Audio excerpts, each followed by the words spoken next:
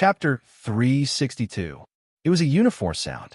People in the airport couldn't help but look back, because they were all girls with good manners, with youthful and firm eyes. It didn't make people feel noisy, but they wanted to stop and see what was going on.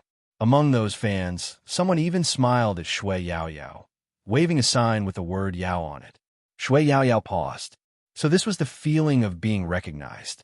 For too long, she had been called fat, poor, and eccentric. Even if she had dreams, the neighbors would only laugh at her. Originally, she would always be in that darkness. Now, Shui Yao Yao looked up at the tall and straight figure walking in front of her. Sunshine, justice, are they finally coming? Of course, there would be people taking photos of Fu Jiao and Qin Mo, especially when the two of them were walking together, and one of them was holding the other's collar. Weibo cried again because of their cuteness. Is the Almighty going to pack up Big Spade and bring him home? I really envy the girls at the scene. Isn't this scene too loving? When the people at the scene pass by, I just want to say, Big Spade is so handsome, and I will never say that Big Spade is the one on the bottom. Good attack. I'm about to be conquered. Come on, give me some blood. It was because of this popularity that couldn't be suppressed, no matter how hard it was suppressed. The bad comments about Supreme Alliance were suppressed little by little. Manager Feng was in this line of work, so he knew when to release the right news. Some people who didn't understand the situation of the game and easily made assessments, such as how Supreme Alliance might not be able to enter the top 4 of the National League this time, weren't suitable for a team that had just won to listen to such unrealistic judgments. Supreme Alliance did have many problems. For example, the new team members hadn't gotten used to each other yet, and some of their adaptability hadn't been mastered yet. But these weren't problems for Feng Yi. The most precious thing for a growing team was to keep the original heart. And Feng Yi believed that as long as Supreme Alliance had Qin Mo, they would never lose. What's more, they had Spade Z now. Out of the airport, there was a special business car waiting for them. After all the players got in the car, the reporters arrived. What's going on? Lin Feng felt that something wasn't right here. Coco, who was still replying to messages, opened the Weibo he saw. I think it's because of these comments. Lin Feng took a look and raised his eyebrows. Are they all saying that we can't compare Xiangnan? Yeah, probably because of this result. When Coco finished his sentence, everyone on the bus saw Xiangnan's numbers. The atmosphere suddenly became much quieter. Fu Jiao leaned back and looked at Qin Mo. The Almighty's face didn't change at all. It was as if these things didn't affect him at all. 70%? Chapter 363. Fu Jiao leaned back and said faintly, I've played with the Almighty a few times. Brother Mo has always been the main attacker, and assists are just a matter of convenience. I think this time, he's been assisting in order to coordinate with everyone. When I'm up, I can change the strategy. Was that so? The Supreme Alliance members looked over. The captain didn't refute, which meant that Little Spade's guess was all right. Fu Jiao felt a little strange, and her beautiful eyebrows lifted. You've been in the team with the Almighty for 2 years, and you don't know that he's the main attacker? Lin Feng and Coco looked at each other, and they didn't know what to say. Yunhu said, because the team needs it, so the captain has been assisting in the past 2 years. In other words, the Almighty had never played what he was best at, because the team needed it. After hearing this answer, not only Fu Jiao paused, but everyone else's expression changed too. You never told me. Lin Feng glanced at Yunhu, his eyes wavering. Yunhu was calm. I only realized it after watching a short video of Captain and Little Spade playing wild games. It turns out that Captain's main attacker is better. Lin Feng still wanted to say something, but no matter what he said, he felt as if his throat was blocked. It turned out that Captain had done so much without them knowing. Qin Mo was very calm. You seem to be very touched. The big men of the Supreme Alliance nodded in unison. Qin Mo smiled. In that case, everyone should add an hour of hand speed practice every day. You can't just talk about being touched. Lin Feng, Yunhu, Coco, Fatty, and the others. Sure enough, you can't be too touched by Captain. The true nature of a businessman, an evil capitalist. Wait a minute, other than when Captain and Little Spade were playing in the wilderness, there weren't any videos. That means that the other teams don't know that Captain will be the main attacker in the future, right? Lin Feng's mind was finally enlightened for once. Feng Yi sat in the passenger seat, turning back at the right time, revealing his fox's tail. Now, do you understand why my eyes lit up the moment I saw Little Spade? I was determined to poach him over. His hand speed is the most suitable for Almighty Qin. We have to keep this a secret. Once the National League starts, those people will know that their so-called predictions were bullsh*t. Feng Shang knew his brother well. His brother didn't usually talk like this. Today he was really high. After knowing the reason, the members of the Supreme Alliance all had mixed feelings. For the past 3 years, the captain had been asking them to practice hand speed. This was probably the reason. He wanted to find someone to cooperate with him. But in the end, they didn't think that far ahead. Until that youngster appeared. No wonder Captain changed so much. Everyone's doubts were finally dispelled. They had been wanting to ask that question for a long time. What about the captain's severe mysophobia? Everything was fine after meeting Little Spade. He wouldn't even touch eye drops, let alone give them to others. If it was in the past, they would never have dared to imagine such a thing. But now, their captain was acting so naturally and elegantly. They really felt like they were in a state of confusion. However, after listening to Manager Feng's explanation today, they all understood. Chapter 364. Originally, this matter should have ended here. After hesitating for a long time, Coco whispered to Chinamo, "The Cali team has been speaking up for us. Captain, about last time, please don't be angry." Chinamo didn't answer, just glanced at him. That glance made Coco understand that on this issue, it wouldn't be so easy to mediate. The Cali team was still thinking of inviting the Supreme Alliance out for dinner, saying that they wanted to welcome them back. After all, they had won against Sakura Stream Team, so they could vent their anger. The Cali team first contacted Coco. After all, they were familiar with each other. But unexpectedly, Coco replied to them, "It's not convenient." The little girl was happy. "Why not? Do you think it's embarrassing to let a girl treat you to dinner?" Coco didn't reply. The little girl sent another WeChat message. "How about this? Why don't you treat us to dinner to thank us for supporting you on your official Weibo?" Did they have to treat them to dinner because they supported them? Coco was a little speechless. Plus, the captain's attitude was very obvious, so it was really hard to reconcile the last time. "Please thank Sister Lioli and the others for me. But we really can't eat together again. After all, when we were in Tokyo, let's wait for some other time, then we can get together again." The little girl was unhappy when she heard this. "Coco, we like you and want to treat you, but you're a group of men. Are you not giving us face?" Coco felt that there was no way to communicate, so he simply closed WeChat. Who knew that this matter wouldn't end? The little girl was very angry.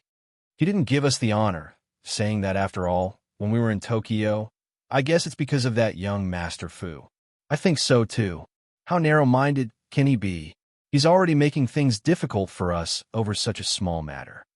Before on Weibo, one of his fans told Almighty Qin to stop associating with him. I think he was right. This person is really disgusting. If he wasn't from the Supreme Alliance, I would have already found someone to deal with him. What a joke. Supreme Alliance is too much. We like them so much, but they still act like this. At this moment, Lioli walked over and glanced at them. Her voice was gentle as she said, "This has nothing to do with the Supreme Alliance. What was our relationship with the Supreme Alliance in the past, and what is it now? It's obvious that there are external factors involved." "Captain, don't tell me you don't have a solution? Although the He family's company is doing well, it can't be compared to the third generation of Jiang City." Someone started to come up with an evil plan. Lioli smiled and did not say anything else. However, her darkened eyes indicated that what she was about to do next was not good. "Forget it. There's no need to get the third generation red to help. Even if some people like Spade Z's maneuvers, they won't like him as a person. He doesn't leave any leeway in his actions. If an MMO player can't even handle such comments, then what's the point of playing MMO? Isn't it the same for all professions? If you're being criticized, then you just have to endure it." In fact, when Lioli said this, she was very clear in her heart. Some people's liking is too superficial. Chapter 365. Then shouldn't we do something? That girl is still not convinced. Lily didn't mind. If you guys are really angry, you can open a few Smuff accounts and go to Spadesy's official account to make him unhappy. Those young people definitely won't accept the way he dealt with Black last time. If you guys say that, they will definitely respond to you. Will that work? Leoli laughed. For some children, they must like others for them to like them.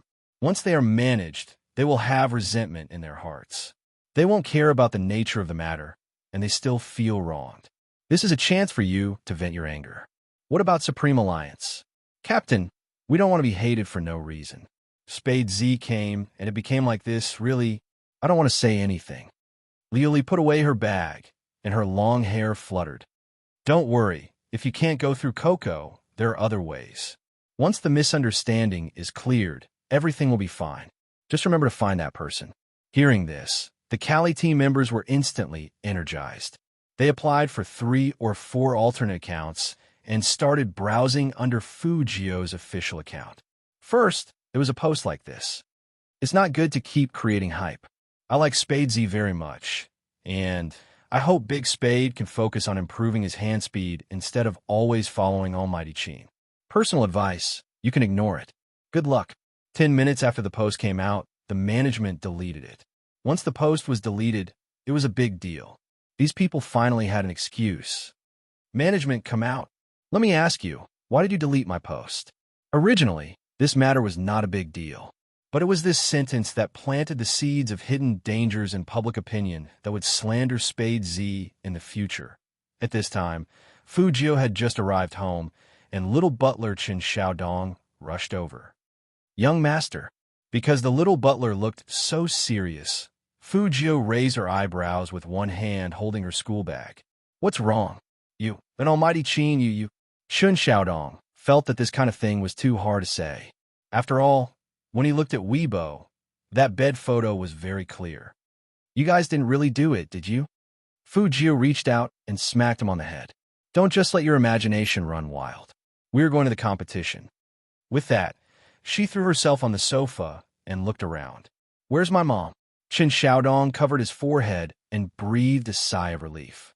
Madam knows that you're coming back today and is rushing back. You don't know how busy Madam has been recently.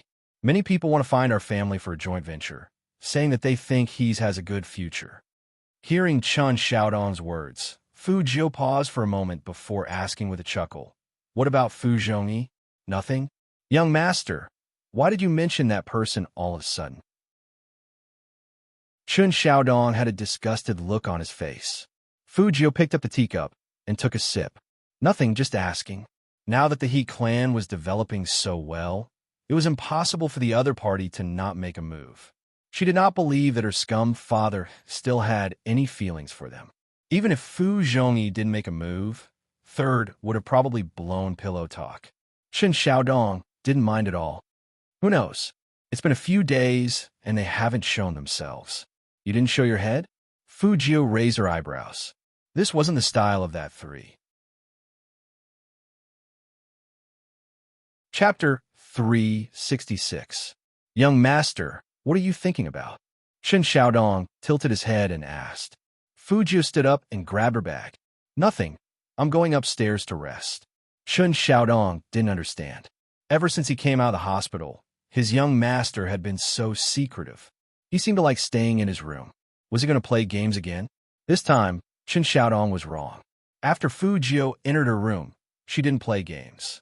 Instead, she opened her laptop. Her slender fingers pressed on it, and the screen turned on. It was the letter Z written in black. Ever since she joined the Supreme Alliance, she hadn't done anything like this. After all, with the Almighty watching her, it wasn't suitable for her to attack any websites. Every hacker had their own unique methods. The reason why the Almighty hadn't figured out that she was Z was because she had changed her methods for Director Zhang's incident. But if she did it a few more times, she wasn't sure if the Almighty would notice anything. After all, back then, she was caught off guard by the Almighty at Fifth Avenue, and that person was very sure that she was a woman. This was the first time she had encountered such a situation where her identity was exposed. and the Almighty was clearer than she thought about her style of doing things as Z. Not hurting the innocent, not hurting the weak. That was what she had been telling herself all along. In this world, there were too many helpless truths that were covered by wealth and public opinion. Some things couldn't be handled perfectly by the police alone, and some people were suppressed, and they couldn't say anything about their grievances. Fujio raised her eyes and looked at the gradually darkening night sky outside. She would return to Fifth Avenue after solving the problem with the Fu family. This was because she knew better than anyone that even if one liked peace and quiet, there were some things that could only be maintained if one took action. Just like the Fu family now. Fujio looked at the documents that she had hacked. She lifted the corner of her mouth, and there was a hint of coldness in her eyes. She knew that Sin wouldn't be so obedient. Sure enough, he was plotting against the shareholders. He wanted all the shareholders to force her mother to return the shares. Fujio curled her thin lips. Knowing that she couldn't get the villa, she wanted her son to be the general manager, although she didn't care about the title of Young Master Fu. However, that third party seemed to have forgotten who the original owner of this company was. 9-9. He Honghua's energetic voice came from outside the house. Fujio moved her fingers, quickly exited the page, and closed the notebook. The timing was just right. Mom, what's wrong? Fujio turned the chair around, and that handsome face faced He Honghua's. He Honghua's face was flushed. She pinched her Gio. You've lost weight again. You must not be used to the food in Tokyo.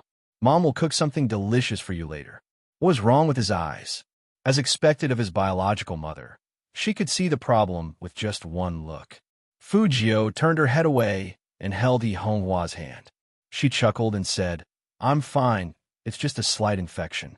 I've been taking medication for the past 2 days, and I'll be fine by tomorrow or the day after. Then I'll eat something to calm myself down today. It must be because I've been staring at the computer for too long that it caused a reaction, He Honghua said. Chapter 367. A call from the Almighty? Why didn't he call her cell phone? As Fujio thought about this, she touched her pocket and realized that her phone was turned off. When he went downstairs to answer the phone, Chun Xiaodong and He Honghua were basically standing on the left and right. Their expressions of, I didn't want to eavesdrop, I'm just passing by, were very obvious. Fujio laughed. She put one hand in her pocket and picked up the receiver. Hello, brother. No, the Almighty sounded like he was outside. Even through the phone, he could hear the faint sound of music. Did you use the eye drops? Fujio paused. She had indeed forgotten about this. Chinamo was still holding the cigarette in his hand. Originally, it had been quieter outside the room, but when he heard that there was no response, he frowned. Behind him, a figure walked over with a smile on his face. Who are you calling? You even came out to make the call. In all these years, they had never seen Chinamo take the initiative to call anyone. His good brothers found it interesting and wanted to find out more. Chinamo glanced at his friend and pretended he didn't exist. He continued, Who else is beside you? Chen Xiaodong and my mom. Fujio chuckled. They are eavesdropping on my phone call. It's probably from Brother Imo, and they find it strange. Chen Xiaodong and He Honghua both froze. The one who drank water almost choked, while the one who didn't drink water wailed in his heart. Ojio, there are some things you should keep to yourself. Don't say it out loud. As Chin Mo listened, the corners of his mouth lifted. It seemed like it was always like this. The youngster's words were interesting. Pass the phone to Andy. What are you doing? Fujio raised her eyebrows. Chin Mo replied calmly. What's the matter? Say hello. Fujio thought it was about business, so she turned around and said to He Honghua, Mom, come on. After listening for so long, Brother Mo wants to say hello to you. Talk to her on the phone? He Honghua's expression froze. It wasn't that she hadn't seen young Master Qin from Jiang City before, but that was only at business gatherings. Gatherings like this also had different levels. Not to mention her, even Fu Zhongyi couldn't squeeze into young Master Qin's circle. She could still remember Fu Zhongyi holding a glass of wine and trying to get closer. He Honghua, on the other hand, did not have that kind of idea. Anyway, she knew her own appetite the best. Since they were not in the same circle, There was no need to put down their pride and force their way in. If that was the case, it would be too lowly.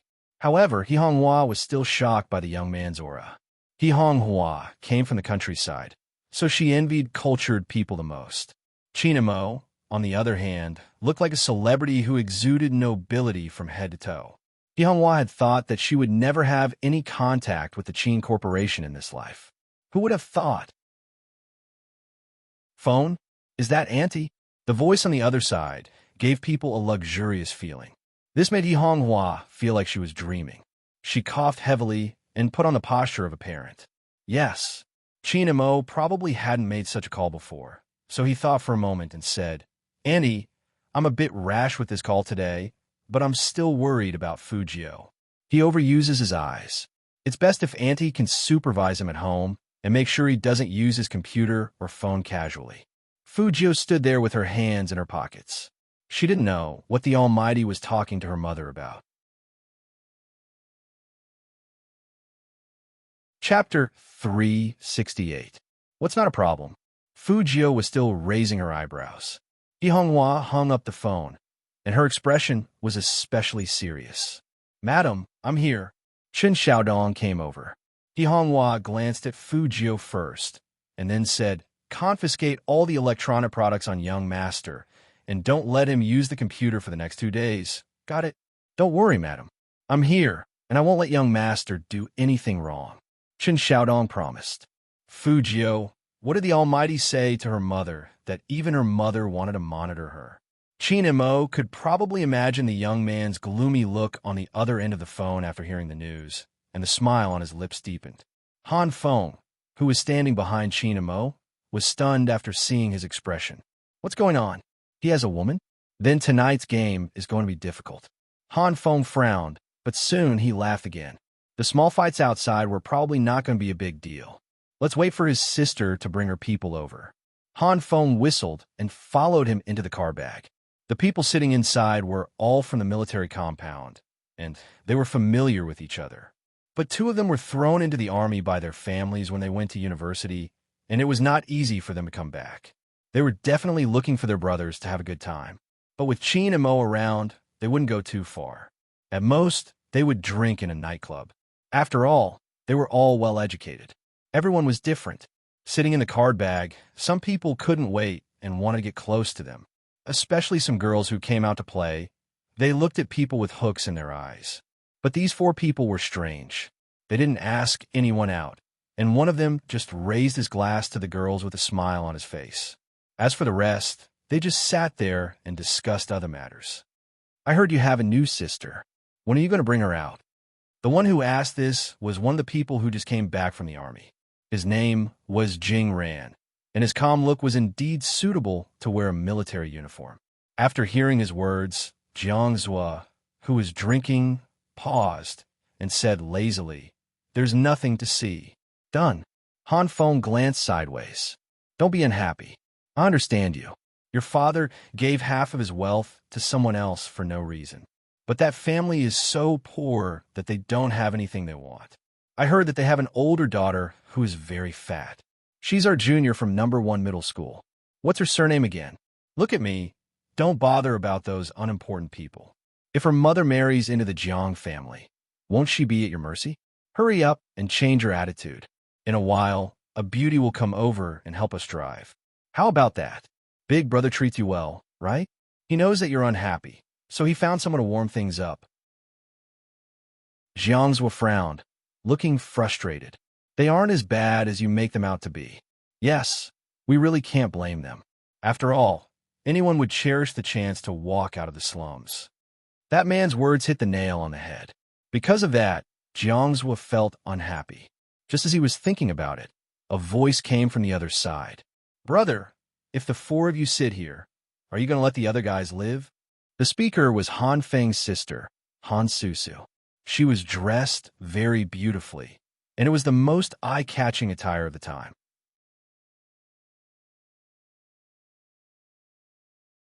Chapter 369. She looked at Qin and Mo, who was sitting in the innermost area, and a faint smile appeared on her delicate and beautiful face. Han Susu watched from the side, curled her lips, and said in a low voice, "Look at you. It's too obvious." Liuli blushed and tried to suppress her shyness. "Don't say any more." "I won't say any more." Han Susu walked forward and said to Han Feng, "Brother, I brought them here. If any of you drank, I can send you back." Han Feng smiled and said, "You can send them back as you see fit, but Qin Mo's car is an off-road vehicle, so we have to find someone with good driving skills. Then let Sister Liuli send them back." Han Susu pushed Liuli's back with her hand.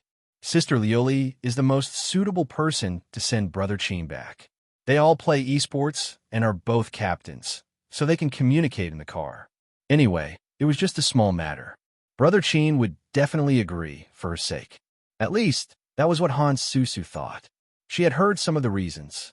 She even went to the official bar to take a look before coming here.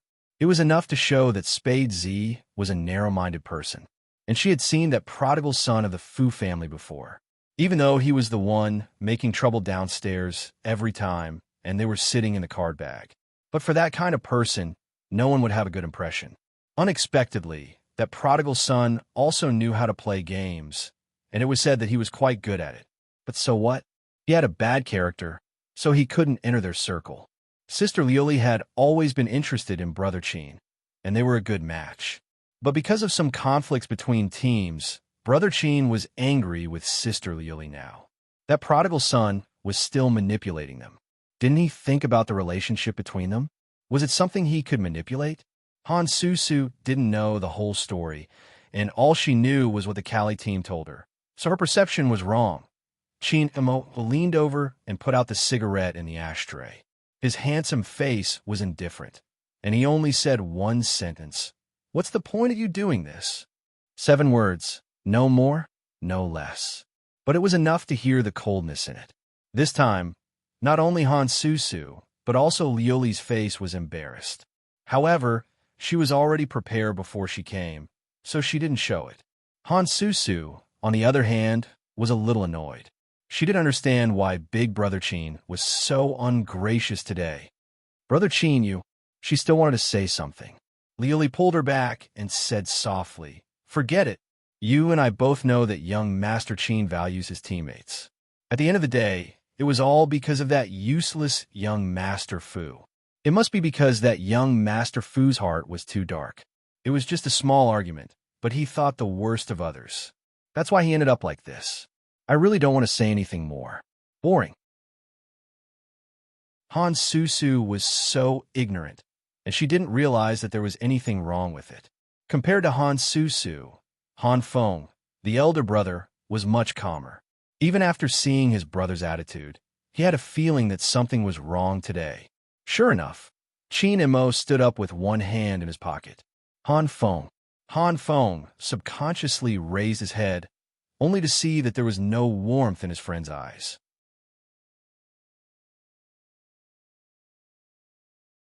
Chapter 370. Wait a minute, you drank the most just now? How can you drive in this state? Han Feng was anxious to get him to stay. "How about I find a designated driver for you?" Qin Mo stopped and looked at Han Feng. Finally, the coldness in his eyes faded a little. "I don't need a designated driver. I'll find someone to pick me up." "That's fine." Han Feng was almost sure that there was a reason behind this. He didn't want Yulao to get himself into trouble this time. "Looking for Secretary Liang? I have his number here." Qin Mo took out his phone and dialed a number. "Not him, someone else. I can see if that guy is obedient or not." Han Feng. This tone, why does it sound hard to describe? Who is it? Qin Mo didn't seem to want to hide it from anyone. He actually turned on the loudspeaker.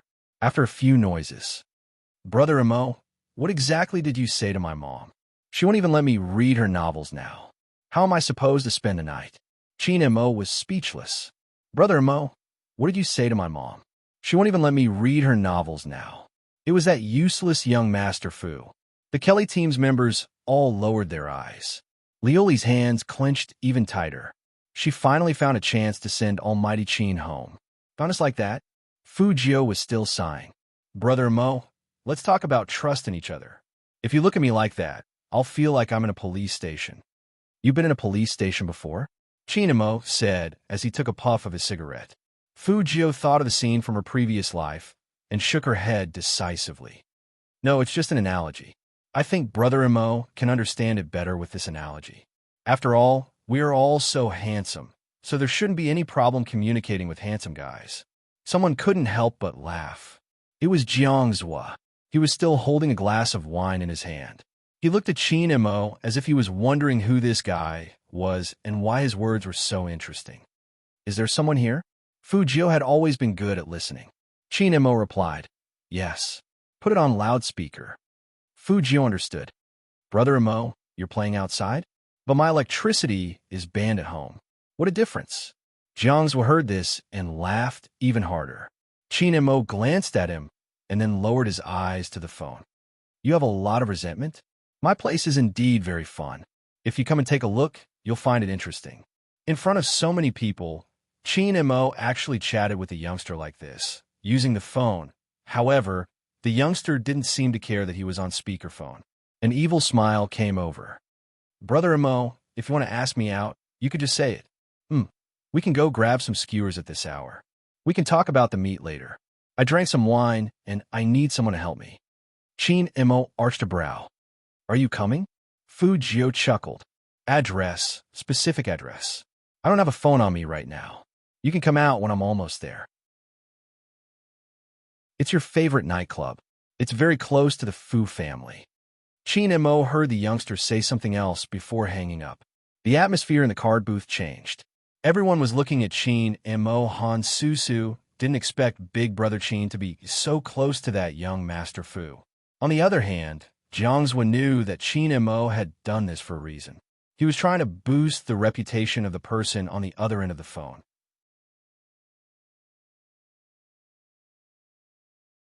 Chapter 371. The awkward atmosphere in the car bag lasted until Qin and Mo stood up again. He raised his hand to take his coat, and his voice was very calm. That guy is almost here. I'll go first, you guys go ahead. Wait, let's go together. Han Feng also wanted to see what kind of person that loser young Master Fu was, and why Qin and Mo treated him so differently. A group of people walked out of the nightclub, and it was not inconspicuous. After all, the women were beautiful, and the men were handsome. Many people looked in their direction. The weather outside was really cold.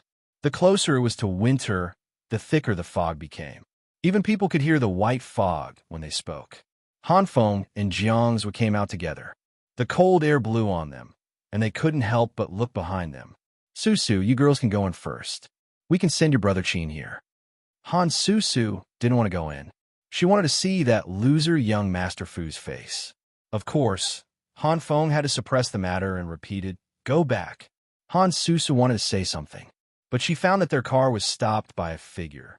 The figure was on a skateboard, and she couldn't see his face clearly. She didn't know what he was doing, but he was swinging back and forth. The sound of the skateboard successfully attracted everyone's attention. A group of people looked over there. Han Susu was stunned. Not only her, but even the members of the Cali team also changed their expressions, and they clenched their fingers. But Qin and Mo walked over there. What are you spinning around for? Over here. That figure turned around, and a car happened to pass by. The lights shone on that figure's face, and the halo spread out. Silver hair, black eyes, red lips, white teeth, and clear eyes. That was Fu Jiu's handsomeness. That was Fu Jiu. The youngster was still on the skateboard, and he was wearing a black hooded jacket. He stopped in front of Qin and Mo with a swoosh, and his posture was very cool. It's warm to spin around. I don't have a car, so I can only use this to pick Brother Mo up. Hey, my prince, can we go home now? When Fu Jiu raised her eyebrows and said, my prince, Han Susu didn't know why her heart skipped a beat, and she was a little stunned. She just thought that the youngster was so handsome. However, no matter how handsome he was still trash. Han Susu quickly came back to her senses, and the way she looked at Fu Jiu changed. She lifted her chin, and the provocation was obvious. Fu Jiu had no choice but to look past Qin and Mo and at the group of people behind him. No wonder the Almighty said it was interesting. This scene was indeed interesting. Fellowship? Fu Jiu tilted her head and asked Qin and Mo 4 versus 4 was just right, but the Almighty didn't seem to like socializing. Qin Mo's expression didn't change, his voice calm. Someone thinks he's smart. Don't bother, let's go. Oh. Fu Jio smiled faintly, thinking that whatever the Almighty said, she would do as he said. Anyway, she was here to take the prince home today. But trying to be clever? After hearing these words, Liuli's smiling face felt a little painful, but she didn't do anything. She knew best when to stop her losses. Han Susu was not going to let it go. She stood on the spot and shouted, "Brother Qin's friend isn't going to say hello to us? Isn't that too rude?" This time, it wasn't Fu Jio who stopped, but Qin and Mo.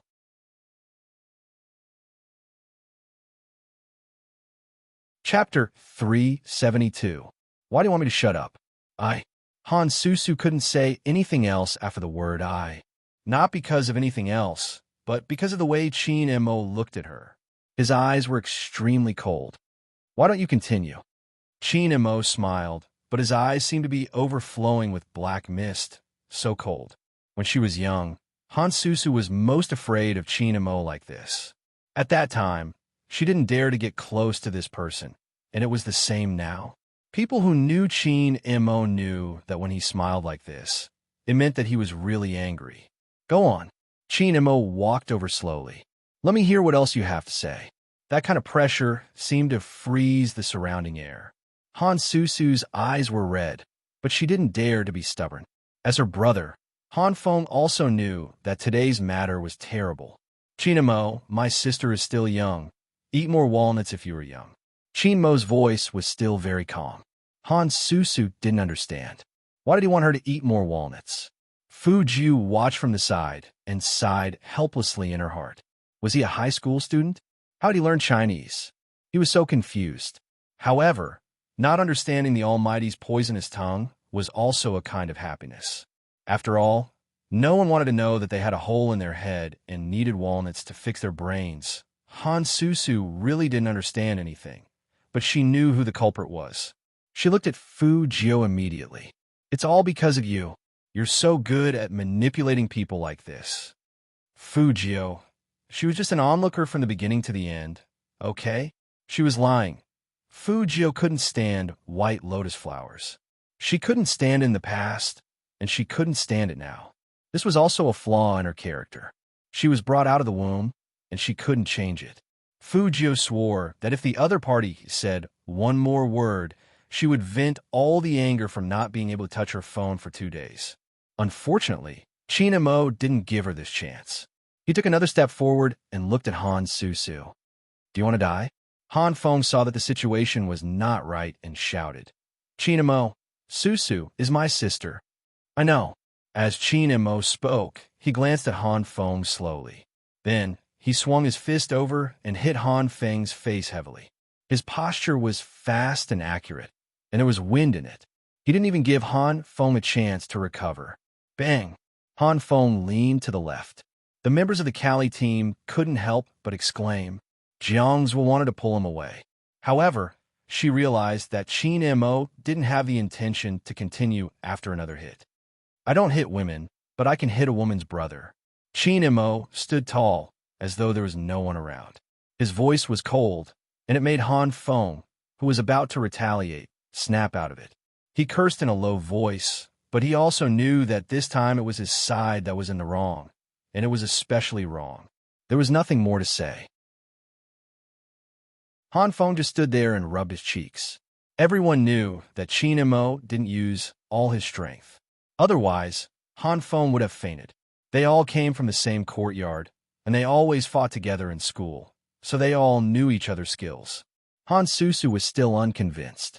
Brother Qin, how did I offend you to make you treat my brother like this? It's all because of this Fu, swish.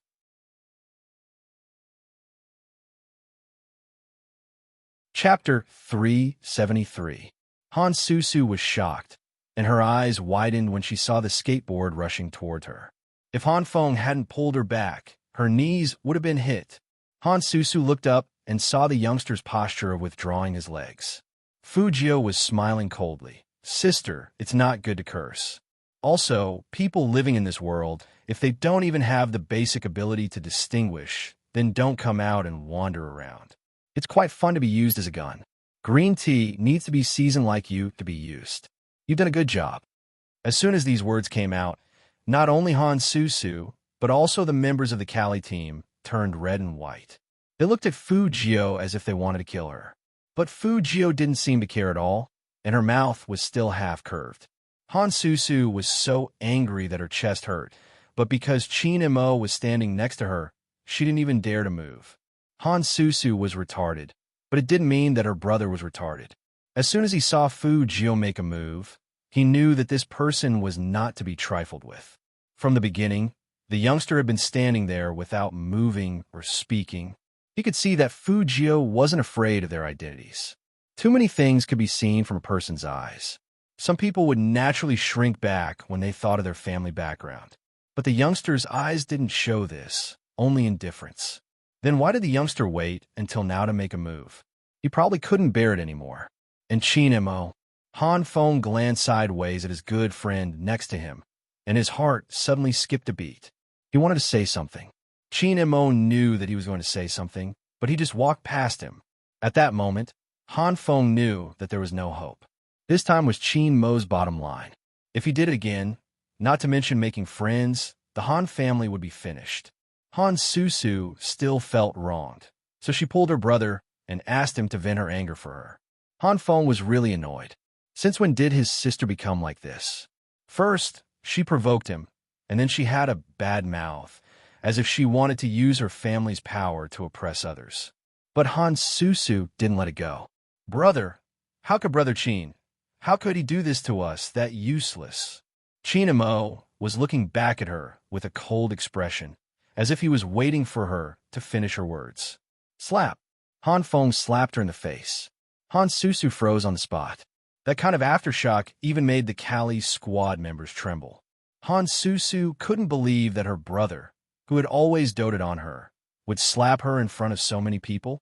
Tears kept rolling down her cheeks, but more than that, she was angry at Fu Jio. Finally, she glared fiercely at him and ran away. Lioli, of course, wanted to be an angel who could heal people, so she immediately followed them. Now that the captain was leaving, the Kali squad would definitely follow. This time, Fu Jio even had a grudge with the Han family. What good could come out of this? As long as they stayed by Han Susu's side, there would be opportunities to deal with Fu Jio in the future. However, not everyone in the Han family was as stupid as Han Susu. After such an incident, how could Han Feng allow his sister to contact these people again?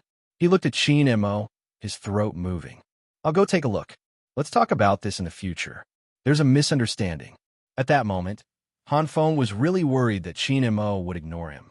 Fortunately, Qin Mo was still rational. He replied calmly, Okay.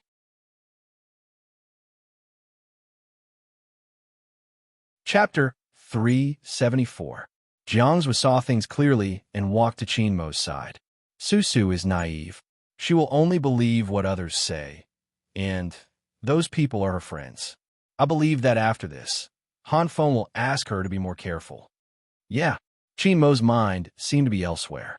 He frowned and looked up and down at the young man who was using a skateboard not far away. Jiang's laughed. Then let's take a taxi back. You. He followed Qin Mo's gaze and said jokingly, As a prince, you should be more environmentally friendly.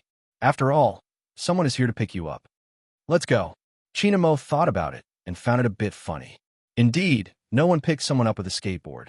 This was probably enough to make Jiang's laugh for a while. After a day of frustration, there was finally something interesting. Jiang's turned around with a smile and looked back at the two. One was cold and indifferent, and the other cool and handsome. They were both wearing pure black coats, but the young man's coat and hat had a circle of pure white fur around it. Qin Mo was wearing a British-style trench coat, standing there like a devil. The young man was walking towards Qin Mo. The two formed a sharp contrast, but they were both handsome and complimented each other. Jiang's remembered the last time he saw Fu Jio in the noisy cafeteria of No. 1 Middle School. At that time, the young man kicked someone over with a face full of reckless handsomeness. He patted a pretty girl's face lightly and seemed to say, Girl, it's not a big deal. Listen, I can torture you anytime. And even if I like men, I won't like that young Master Qin you mentioned. If he wants to come, I'll accompany him anytime. Jiang's was still remembered that when Qin Mo heard those words, he only raised his eyes and glanced at the young man. Who would have thought that these two would be together? And they seemed to have a good relationship. Just like that, the nightclub was cleared. Fu Jiu walked back with her skateboard and saw that Qin Mo was the only one left. He looked upset. The skateboard seems to be broken, and I hit the car. Qin Mo felt that the latter part of this sentence was the main point. He raised his eyebrows carelessly. Fu Jiu's face was full of praise. A very domineering Land Rover. The license plate is awesome, 666. Great, it was his car. Qin Mo glanced over at the youngster. Fu Jiu touched the bridge of her nose. I used a bit too much force just now. Fortunately, I didn't hit too hard. Then she smiled. It's just a little paint, so Brother Mo, you have to buy me a new board. This fellow. Qin Mo chuckled. I can buy a board for you, but before that, can we talk about the paint first? A limited edition Land Rover's paint job.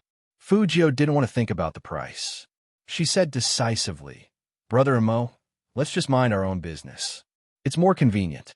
Let's go and get some skewers first. Huh. Qin Mo lifted his lips, his fingers flicking the skateboard the youngster was holding. Are you going to take me to eat meat with this broken skateboard? Fu Jiu smiled faintly. This board is big. It still can't fit two grown men. Just as he was about to smoke, he saw that the youngster's left eye was still a little red. He folded the cigarette and flicked it into the trash can. Drive my car. Fu Jiu pointed at herself. I'm not old enough. One was drunk driving, and the other was under 18, driving a Land Rover on the road. Although Fu Jiu's driving skills were good, forget it.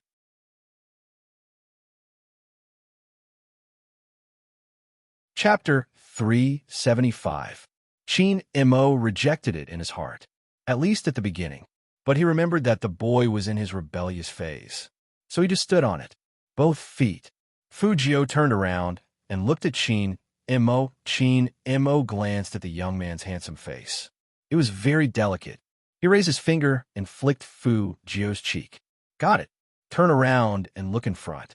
If you don't skate well, both of you will die in a car accident. How could that be? Trust the skills of an old driver. Fu Jiu laughed for a while and got into a sliding position, but she saw that the person behind her didn't move. She couldn't help but say, Brother Mo? Qin Mo nodded, and his eyes deepened. Finally, he put his hand on the young man's shoulder. The distinct candy smell in his nose became stronger. It smelled good, and it was a little bit cold.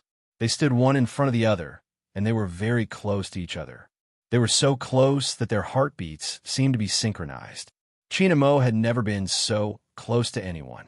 Every time the young man skated with his left leg, there would be a gust of wind. That movement was really handsome, and it seemed like there wouldn't be any danger. But Qin Mo looked down and saw the small silver vortex on the young man's head. He raised his eyebrows. Didn't you say you were growing? Why aren't you growing taller? Fu Jiu heard this and gave a vague, She thought that he wasn't growing taller because all the nutrients had gone elsewhere. Qin Mo thought that his words were too direct and made the young man feel inferior. After all, although the young man was handsome, he wasn't tall. He thought about it and added, do more outdoor sports in the future. Boys are like this. They grow faster when they reach grade 12. She was a girl. Fu Jiu replied silently. She skillfully bypassed the uneven ground in front of her and turned onto the main road. Brother Mo, hurry up. We need to speed up. It wasn't early, but it wasn't even 10 o'clock. There was still a night bus on the road. On the other side of the street, besides the bright lights of the high-rise buildings, there were two very eye-catching figures. Two people skateboarding on the same board? No, it should be carrying people on a skateboard. Who on earth came up with this idea? Fu Jiu's silver hair was too eye-catching. The people sitting on the bus who were yawning on the bus all perked up after seeing this scene. While the bus was waiting for the red light, everyone couldn't help but look out of the window. The youngster smiled and skateboarded past the car. The man standing behind the youngster was so handsome that it made people dizzy. Since both of them were wearing black jackets, it gave people the illusion that demons had come to the human world. It was a cartoon-like aesthetic impact. Everyone was stunned. What was going on? Are skateboarders so good-looking now? They weren't filming. Furthermore, how did they manage to skate on the same board? How did they do it? This might have been a little difficult for normal people, but these two people were very skilled, so they naturally knew how to balance their strength. That was why such a scene appeared. It's good to be young. Many people sighed as they watched enviously as the two figures disappeared into the thick fog. They could not help but think of their own youth. However, no matter how she thought about it, it didn't seem possible for such a handsome man to exist.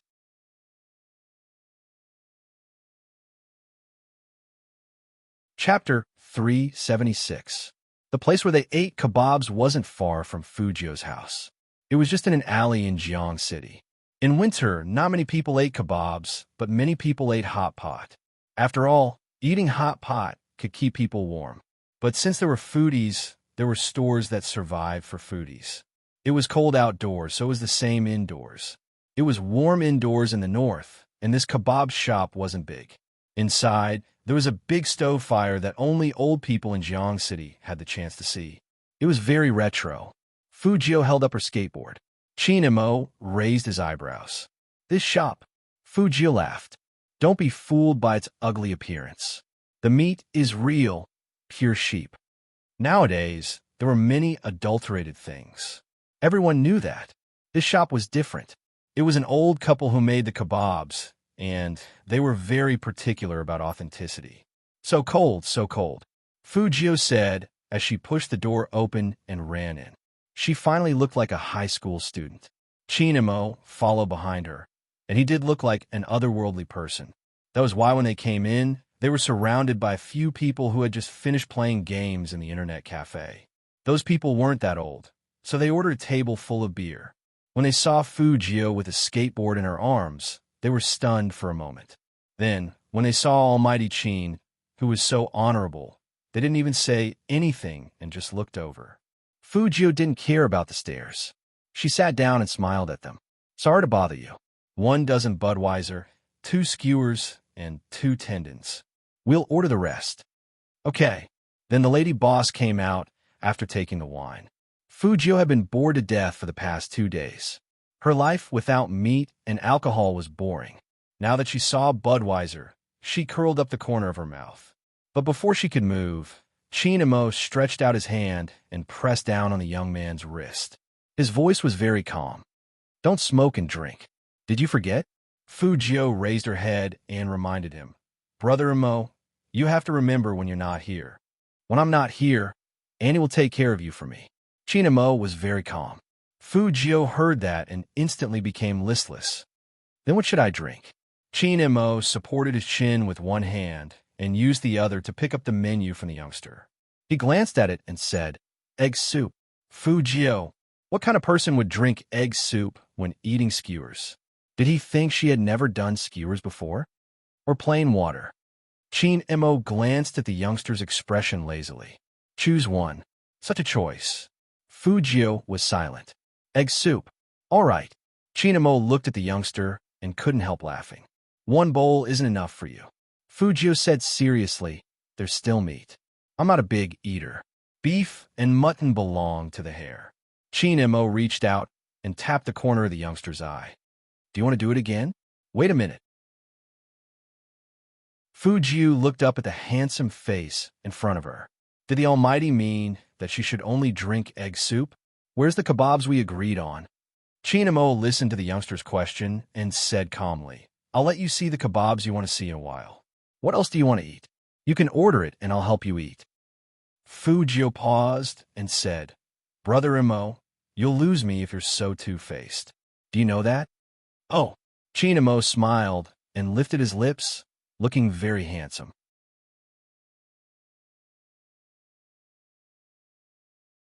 Chapter 377. Then shouldn't I thank you? Chinmo's voice was very oppressive when he got closer. Fujio wasn't afraid of him. She smiled and said, What? Brother Imo, are you finally going to marry me? If you're Brother Imo, you don't need a dowry. Chinmo glanced at the young man, raised his hand, and put on Fujio's hat. You should be glad that you are younger than me. Fujio shook the hat on her head and watched the delicious skewers arrive.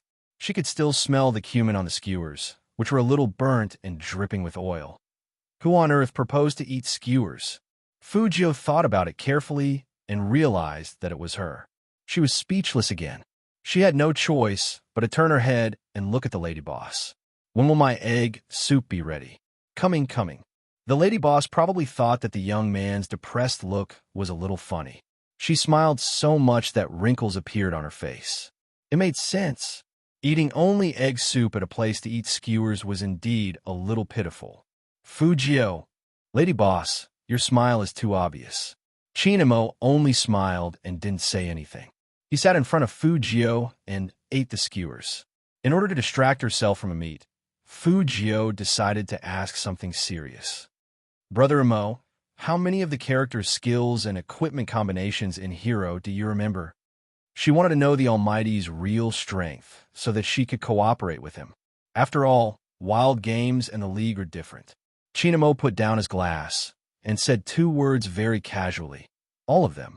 Fujio didn't say anything. The table next to them burst into laughter. Some were shaking their heads, and some were shaking their heads. The general idea was that Chinamo had gone overboard with his bragging. Everyone who played Hero knew that there were a lot of characters and skills in the game, not to mention all kinds of equipment. How awesome was this guy to remember all of them? Even if he went online to search for guides, he wouldn't be lying if he didn't have all of them. Fujio also understood what they meant. She turned her head and smiled. She didn't care about these people. She believed that the Almighty didn't care either. But how? It wasn't a problem for her to remember the skills. But when to use those equipment and how to match them. These things depended on experience, didn't they? Otherwise, there wouldn't be those technical guides to teach newbies how to play the game. Chinamo glanced at the youngster, replying leisurely, study the physical attack data of the equipment and the character before combining them. Do you want me to explain in detail? As soon as Fujio heard the word physics, she felt dizzy. No, this method doesn't suit me. The Almighty was indeed different. Who would rely on analyzing physical attack data to play a game? How are people supposed to continue working as technicians? Thinking of this, Fujio couldn't help but mutter, a student is so straight even when playing games. How are we supposed to live? Chin-Imo listened to the youngster's voice, which was neither high nor low, and his smile deepened. The meat is here again. The subtext of that sentence was, you'll have something to watch again. Fujio instantly understood the Almighty's black-bellied intentions. She raised her eyebrows handsomely, leaned over, pressed the man's wrist, and took a bite of the meat skewer in his hand.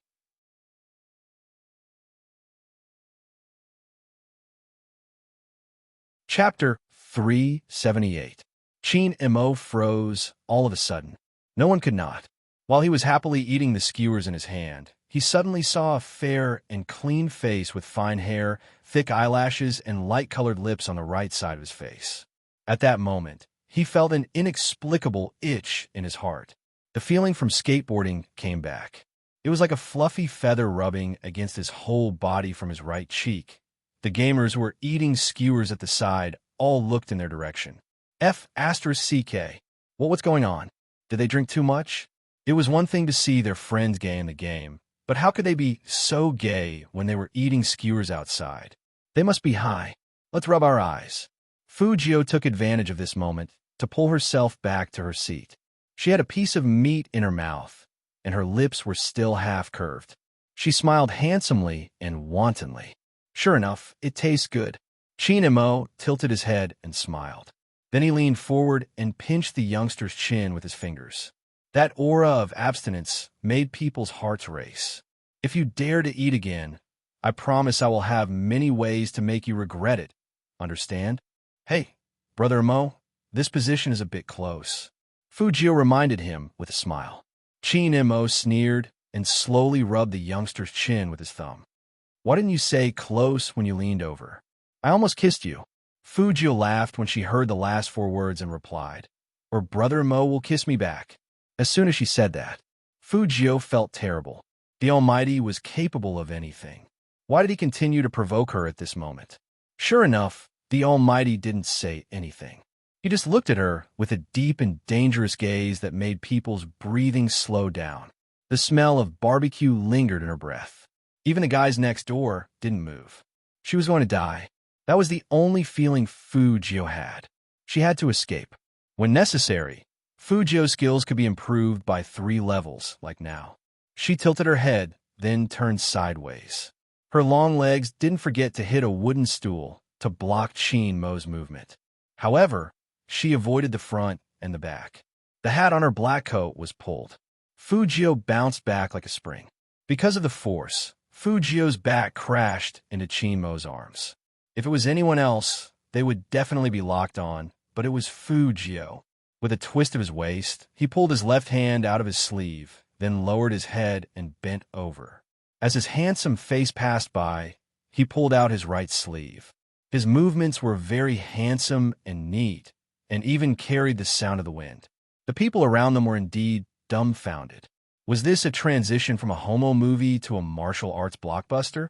Damn it, give them some time to accept it, okay? But how'd he do it? With such good skills, he must have fought a lot. They were all men. Seeing such a scene, they all felt their blood boiling. They couldn't help but want to cheer for the young man. Great! Unfortunately, as soon as the onlookers finished saying good,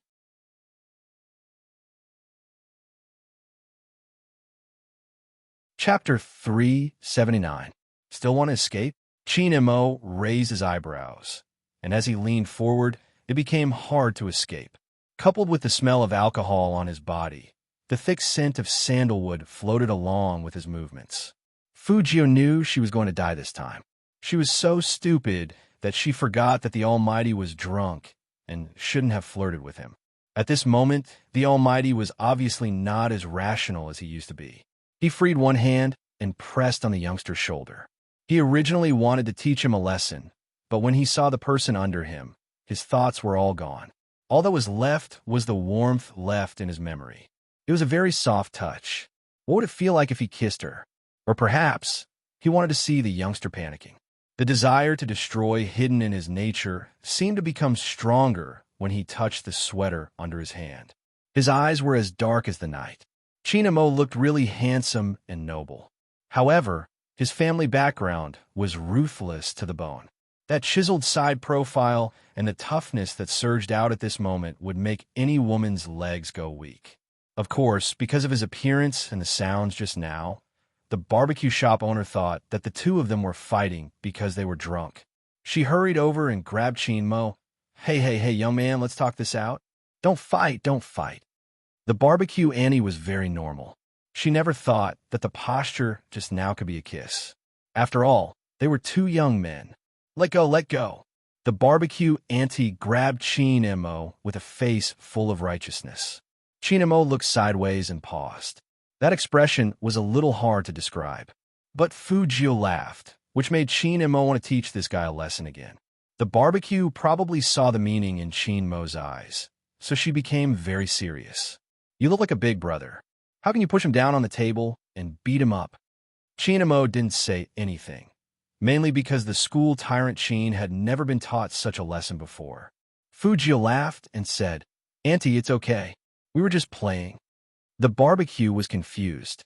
That action just now didn't look like a joke. Fujio put one hand in her pocket. It was really a joke, right, brother? With that, she lifted her head and glanced over at Mo. That handsome face of hers was asking for a beating. At this moment, Mo had returned to his usual image of a rich young master. In fact, other than in front of the youngster, Almighty Chin would occasionally show his ruthlessness. In front of others, he would always be cold and aloof. Yes, it was a very indifferent word. The lady boss shook her head and said to her husband, Nowadays, older brothers don't even know how to give in to their younger brothers. Mo. Fujio couldn't stop laughing. She simply tilted her head on Mo's shoulder. That furry head made Mo hold it in for a long time before he pulled the young man over and beat him up. In front of outsiders, it was indeed necessary to give way a little. However, he also realized that this younger brother of his was the type of person who was more and more presumptuous. However, When she looked to the side, the young man's smile was too bright. It was like a warm afternoon, sitting at home with the window opened and the clear halo shone down. Chinamo didn't push the youngster away. He just stood there, cold and aloof. His whole body emitted an aura of abstinence. His black clothes and black eyes made him look like a devil.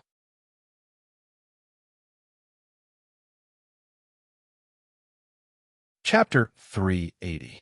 After all, they were outside. Fujio didn't laugh for long. She still had to sit down and eat. But from then on, the lady boss would always look over at Chinamo before she sprinkled cumin on the meat skewers. She looked like she was saying, "I'm watching you. You better not bully your little brother." Fujio giggled. The gaming otakus who had been watching for a long time drank their beer. Damn, why was it that once a person was handsome, everything looked good? They absolutely didn't believe that these two were fine. But that wasn't the point. Instead, one of their phones rang, and there was only one message on WeChat. "Are they afraid to come?" That person showed the message to his friends. F*CK, mother *Ker. Tell him, let's kill him. Isn't that a prick? But after saying that, they realized that they couldn't team up. They were short of one player in the 5v5 battle. The four of them looked at each other and remembered what the man in front of them had just said. One of them stood up directly and walked over to Fujio's table. "Bro, I heard you say that you're good at games, right?" That person had a cigarette in his mouth and thought that he was very handsome. After all, men didn't just look at faces, but sometimes that person wanted to talk about temperament. But when Chinamo looked up, he didn't know why, but his heart trembled a little. He coughed heavily, as if he was choking on the smoke. It seemed that even his temperament had lost. No, that wasn't important. He was here to invite someone. Chinamo reached out his hand to block the smoke, and his voice was very calm. "My brother's eyes are inflamed, and they can't be stimulated. Please pinch it out, sir." Probably because Chinmo's aura was too intimidating, that young man really pinched the cigarette out. After that, his eyes widened. Wait a minute. Why did he have to listen to whatever this man said? Fujio looked at that pair of bell-like eyes, and she could roughly guess what this person was thinking. It was too simple, and the expression on his face was obvious. But no wonder she hadn't seen the almighty smoke these days. It was all because of her eyes. Fujio looked at Chinamo from the side. The almighty was so nice, good-looking, and considerate. If they weren't so close, and he was so rich that she couldn't control him, she would have taken him home and raised him. But this was just a thought. The almighty was too smart, and it wasn't easy to trick him. "I've put out the cigarette. What do you think? Do you want to fight?" That person pointed behind him and said, "There are four of us. You could just send one person. It's just enough for a 5v5. Fujio's hands itched at the mention of games. No, that's not right either. Rather than saying that she was itching to play games, it was more accurate to say that her hands were itching when she heard about electronic products. To think that a hacker like her wouldn't even let her touch a phone, let alone a computer. When will this pain in the ass eyes get better? Fujio was a little depressed. Chinemo glanced at the youngster, emptying one hand to press down on Fujio's head, meaning to stop her from stealing. His eyes were on that person, and his voice was graceful. "You haven't played the mobile version before. Was this a rejection? Are you kidding me?" He had already snuffed out his cigarette, and this man still refused him? "So what if you're handsome? Didn't you just say that you're so powerful that you can remember all the skills and equipment? Now you don't dare to attack?" Fujio was still struggling. Now that he heard what that person said, the corner of his mouth twitched. She didn't die just now because the lady boss showed up. This person was definitely going to die.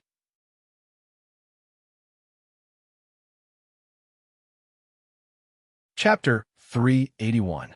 Luckily, his friends were smart enough to know that Chin-Mo wasn't someone to be messed with. They stopped their brother and explained, "Bro, we need someone to play the game. We're in a hurry, so the gangs are fighting." "Gangs?" Fujiu raised her eyebrows. "When did Hero have gangs?" Unexpectedly, that guy answered seriously, "Not in Hero. It's a gang war between our number 2 middle school and number 1 middle school. We can only win and not lose." As a high school student for number 1 middle school, Fujio didn't know how to face them, Helplessly, that person didn't stop talking. He was very agitated. They suddenly invited us and provoked us on Hero. You saw it too. We only have 4 people now. We can't fight 5v5 with 1 less. So they went crazy. They think we're cowards. As the man spoke, he hammered the table heavily. How can our second high school be more cowardly than those nerds in first high school? All of them dress like country bumpkins and only know how to study all day. This is an insult to our second high school. That's right.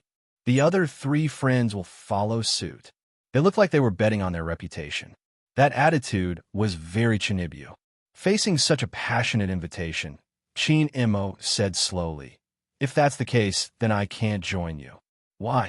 The young man glared at him again. "Bro, even if my words were a bit harsh, this is an emergency. As a man, you should understand that we can't lose face at this time. We have to fight them." Chin Imo glanced at him and said in a low voice, because he used to be a student from number 1 middle school. All of a sudden, those 4 people were dumbfounded. They looked like idiots.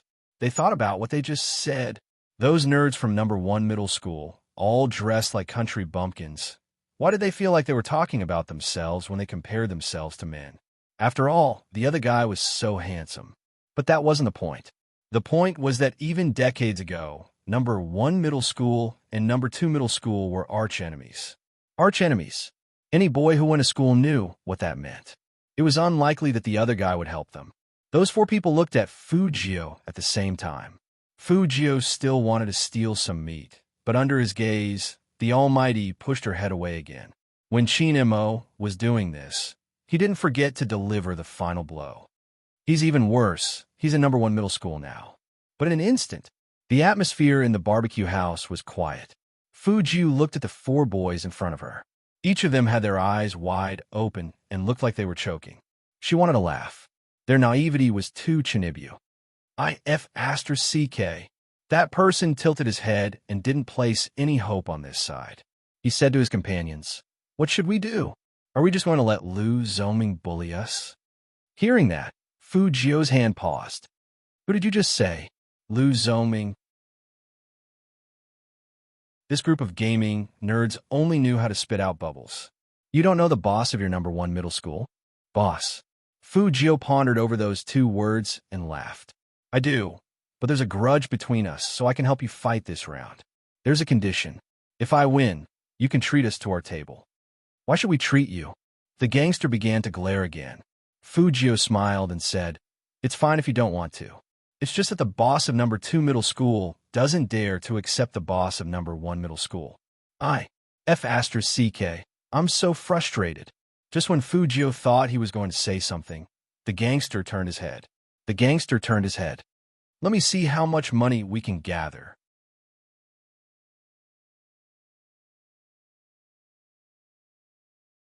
Chapter 382. After saying that, the 4 of them started to dig into their pockets.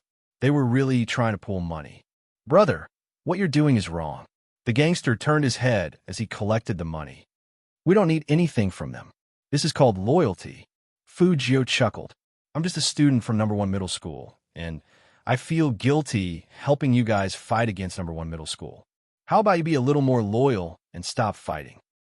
"Please, brother, can you control your expression when you're talking about guilt? I can't see where you're guilty at all." The 4 students from number 2 middle school emptied their pockets, but they only had 80 yuan. They put it on the corner of the table and said, "This is all we have left after we pay the bill." Fujio counted the things she wanted from the Almighty. 80 was enough, so she smiled faintly and said, "Give me a phone, let's begin." "You don't even have a phone? Then why are we playing?" The 4 students from second high school started to pull at their hair after saying that. Fujio raised her eyebrows. "Borrow one from the lady boss." "The lady boss is using a Nokia. You can't use it at all." It seemed that he often ate skewers here. He even knew what the lady boss used. Fujio also felt that it was a pity. She wanted to teach Lu Zongming another lesson. Of course, Chin Imo could see the youngster's expression. He frowned. "What's wrong with Lu Zongming? You've blocked me before." Fujio was telling the truth, even though she didn't say the rest. When Chin Imo heard this, his eyes turned cold. He tilted his head and said to the second high students who were still scratching their heads, "I'll do it." "Really?" The gangster's eyes lit up, and then he asked, "Are you sure you have a cell phone?" Chin Mo didn't speak. He glanced at him, took out his phone, and played with it in his palm. The people on the other side all perked up. "We're from Area A. Come in." "You need to wait for 3 minutes," Chin Mo replied calmly. The gangster stared at him again. "Why?" "Download." Indeed, Chin Mo has never played mobile games. After all, professional leagues are controlled by computers. Seeing this, the four of them were a little worried. They whispered, "It feels a little dangerous." He didn't even download the game. Will he fail? There's no other way. If this drags on, Lu Zoming will really think that he can do it. Someone said, "If worst comes to worst, we'll protect him and let him use a healing skill. We don't have to count on him to kill people, but he can heal us." All right. On the other side, the four of them were seriously discussing tactics. Fu Jiu raised her eyebrows. Don't let the Almighty move to kill. This was really very difficult. There was wireless internet in the barbecue shop, so it wouldn't take long to download a mobile game. Helplessly, the gangster already regarded Chin Mo as a bragging newcomer, so he looked at Fu Jiu with pity in his eyes. When Fu Jiu saw that he was about to enter his account number, she reached out her hand to stop him. She lowered her voice and said, "Brother Mo, use my alternate account. Otherwise, they will go crazy when they see your name." Chin Mo didn't reject. Account password: 135975280. Password 0000000. Fu Jiu said after she finished reporting. Chin Mo clicked confirm and logged into the game.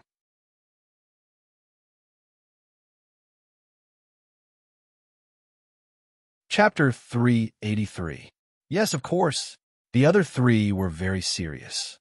Talking about strategy with the Almighty? Why did Fu Jiu feel like laughing when she heard the words of this group of Chinibyu? She did laugh, and the four of them looked at her at the same time, as if saying, "Why are you laughing at such a serious thing? This is a fight, and it concerns a man's face and reputation." Being stared at like that, Fu Jiu felt that she should restrain herself, but she couldn't help it. Only God knew how funny their expressions were. She tilted her head and leaned on the Almighty's shoulder while laughing. Even her head was shaking. Chin Mo had just chosen his skill when he felt a burst of breath behind his neck, and his fingers froze. "Handsome, what are you doing? Come with us." The gangster never stopped talking while he was playing the game. Wherever the character tilted in the game, his body would tilt in the same direction. Those who didn't know would think that he was playing a racing game.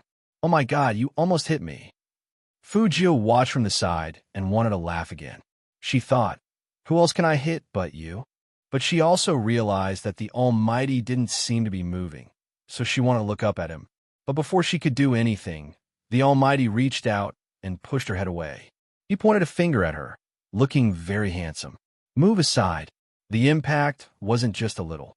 Chin Mo thought to himself that it was really troublesome to raise a little brother like this. Fu Jiu saw that the Almighty didn't allow her to come closer, so she pulled her chair and moved closer to the gangster. She looked at the screen. "Don't go over. There's someone. Run to the left." The gangster was still howling. He thought he was going to die, but after hearing the young man's words, he subconsciously ran to the left and escaped. He seemed to be relieved, and he quickly healed himself. At the same time, he saw on a map that Chin Mo didn't seem to be moving forward at all. As the four of them fought, they said, "Protect this handsome guy." Got it. Got it. Obviously, they had already regarded Chin Mo as a newbie. "Let's all go to the middle lane and wipe them out." They were still talking about wiping them out, but suddenly a person jumped out from the bushes and used a stun skill and a deceleration skill. The four of them lost half of their HP in an instant. IF*CK. The gangster's body moved again. "Hurry up and run back." What the F*CK is going on? This technique isn't Lu Zoming's at all. The gangster was right. This technology was indeed not Lu Zoming's technology. Instead, it was Fu Shiming who had returned to the esports world.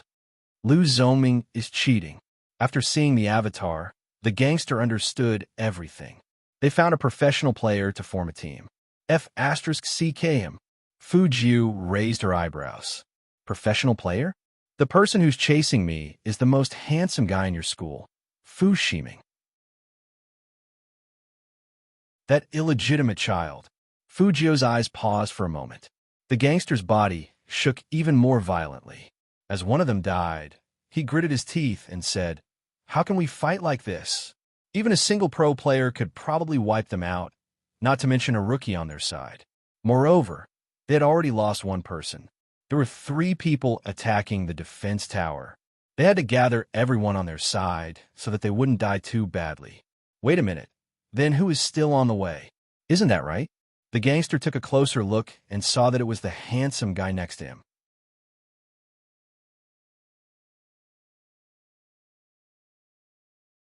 Chapter 384. However, in the next second, the gangster was shocked. Even his fingers were shaking, because 2 words suddenly appeared on the screen. K.O. It wasn't the other side who KO'd them, but someone on their side killed the other side. They got the first kill.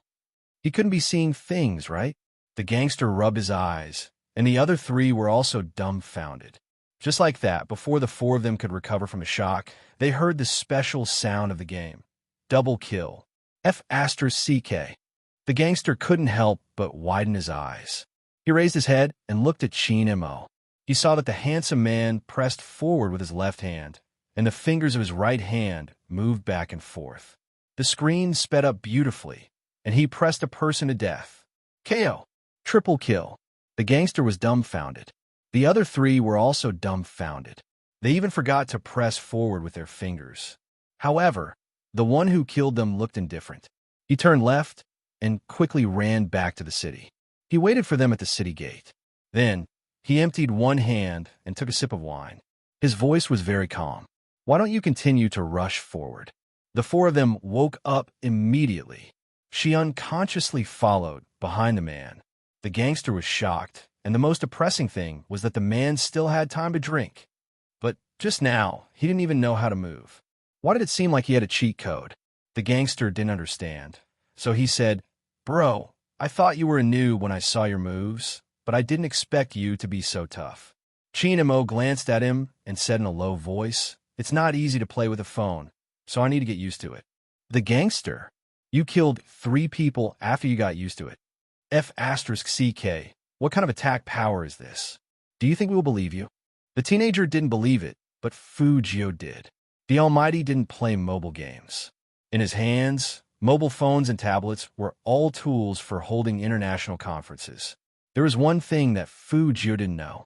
If she hadn't leaned behind Chin Mo and affected the others with her breath, the Almighty didn't need to go back to the city to replenish his HP. On the other end of the phone, Lu Zoming cursed fiercely. "What the hell? I took a drop of HP from the opponent. How did I die?" Fu Shiming was sitting beside him. His face was filled with arrogance. He had successfully taken down one of the defense towers and was very nonchalant. He probably bought a skill. "Why do you care so much? I'll help you kill them later." Young Master Fu is right. Lu Zoming tried to curry favor with Fu Shiming. Young Master Fu wasn't here just now. Otherwise, that assassin in black would have died, even if he had come 3 times. With young Master Fu around, they definitely wouldn't lose. It was just that they had been careless. So what if the other side was good? Could they be better than pro players? With this thought in mind, Lu Zoming was ready to go on a killing spree. F*CK. It's Fu Shiming. The gangster's body began to shake left and right again. "Hi, don't let him touch you." Chin Mo's voice was firm. He only said one word: "Kill." The gangster wanted to say, "Handsome, I am the commander of the battle. Shouldn't you be the one listening to me?"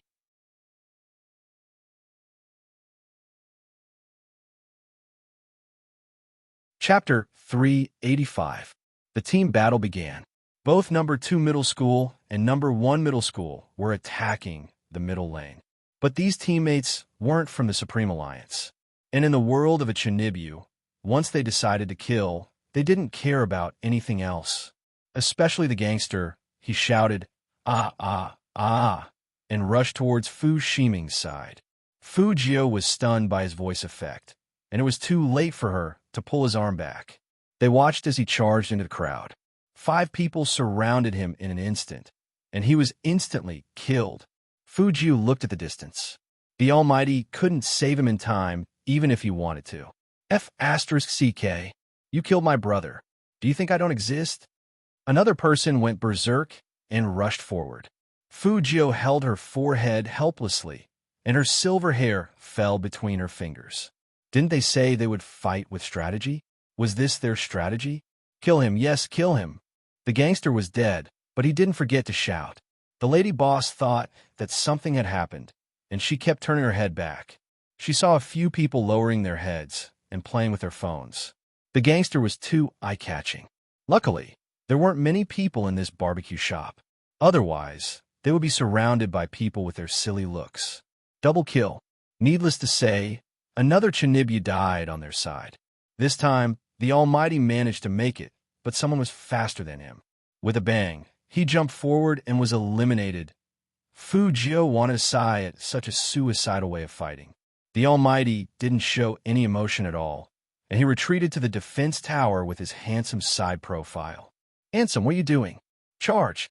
The Chinibyu who hadn't been killed had red eyes, and he continued to die. Double kill. This time, the Almighty was the only one left under the defense tower. The operation of the phone affected his hand speed, but Fujio could see that the Almighty had lost a drop of blood to save one of the suicidal people. He stood under the tower, intending to fight 5 at once. The gangster finally succeeded in resurrecting, and he was about to rush forward. But before he could move his fingers, the phone in front of him was snatched away for some unknown reason. Hey, that's mine. The gangster shouted at Fujio. Chinmo's fingers moved a little. He thought to himself, forget it. Fujio has been very obedient these past few days. She probably can't resist touching her phone anymore. He could understand that a teenager in puberty would probably not be able to endure such a scene. Fujio really couldn't stand it. Even though she knew that the Almighty could stand in front of the defense tower and take on 5 people at once, she was still unhappy to see that scene. What kind of people were they? Did they think they were worthy of ganging up on a god? The gangster was completely shocked by the murderous look on Fujio's face.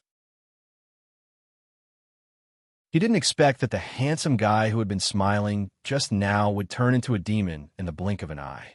His face was still the same, so handsome that it made them, who were talented but not good-looking, jealous. But his aura was completely different. It was like a sword that had been enlightened, and his whole body was exuding a sharp aura. No, don't rush forward. The gangster shouted gloomily. You are going to die. Fujio didn't even raise her head. You also know what it means to die. The gangster was speechless. Why did he feel that this sentence was mocking him? He must be thinking too much. Yes, the situation was very serious.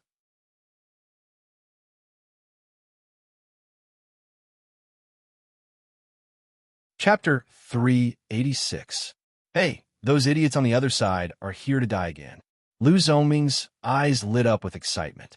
He pressed the phone screen with his thumb, and the bloodthirsty look on the corner of his mouth was obvious. Fu Ximing didn't care at all. He raised his chin coldly and arrogantly. Kill the pig under the defense tower first.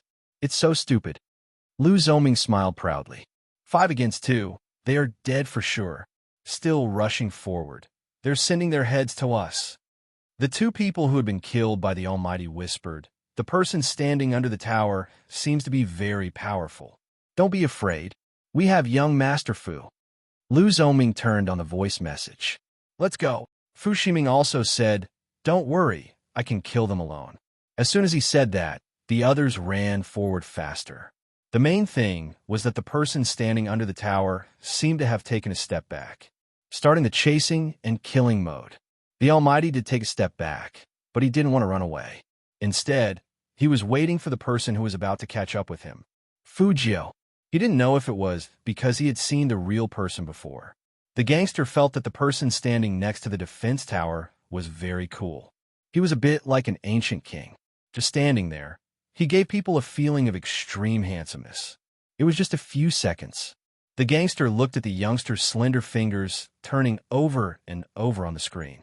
Even when he was running forward, he didn't forget to change his equipment, and those attacking monsters didn't hit him. The gangster wanted to ask how the youngster did it. On the phone screen, the two handsome guys met. He was still staring at the screen, and he could clearly see that the person standing under the defense tower waved his long black sleeves and suddenly hooked a person with a long knife. The youngster accelerated and made a critical hit. That person's HP dropped by more than half instantly. The gangster shouted, "He wants to escape." But could he escape? The Almighty was blocking in front of him. The gangster really didn't know how the handsome guy did it. He turned his fingers, turned his head, and directly pulled back. KO. But this meant that the handsome guy's back was exposed to the enemy.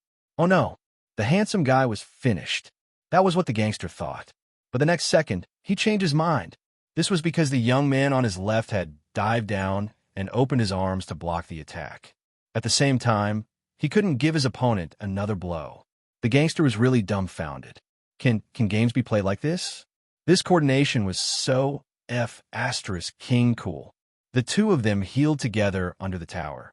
Without any pause, Chin Mo waved his grim Reaper's long knife again. The person who was about to ambush the youngster was instantly killed on the spot. Double kill.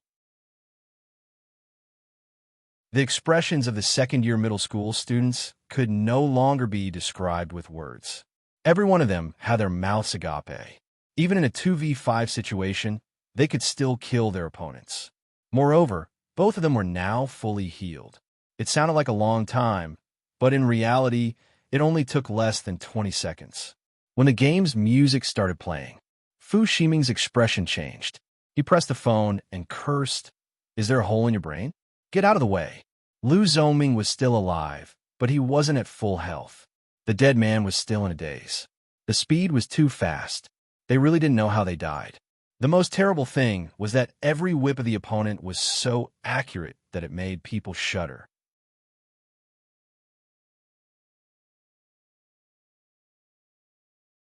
Chapter 387.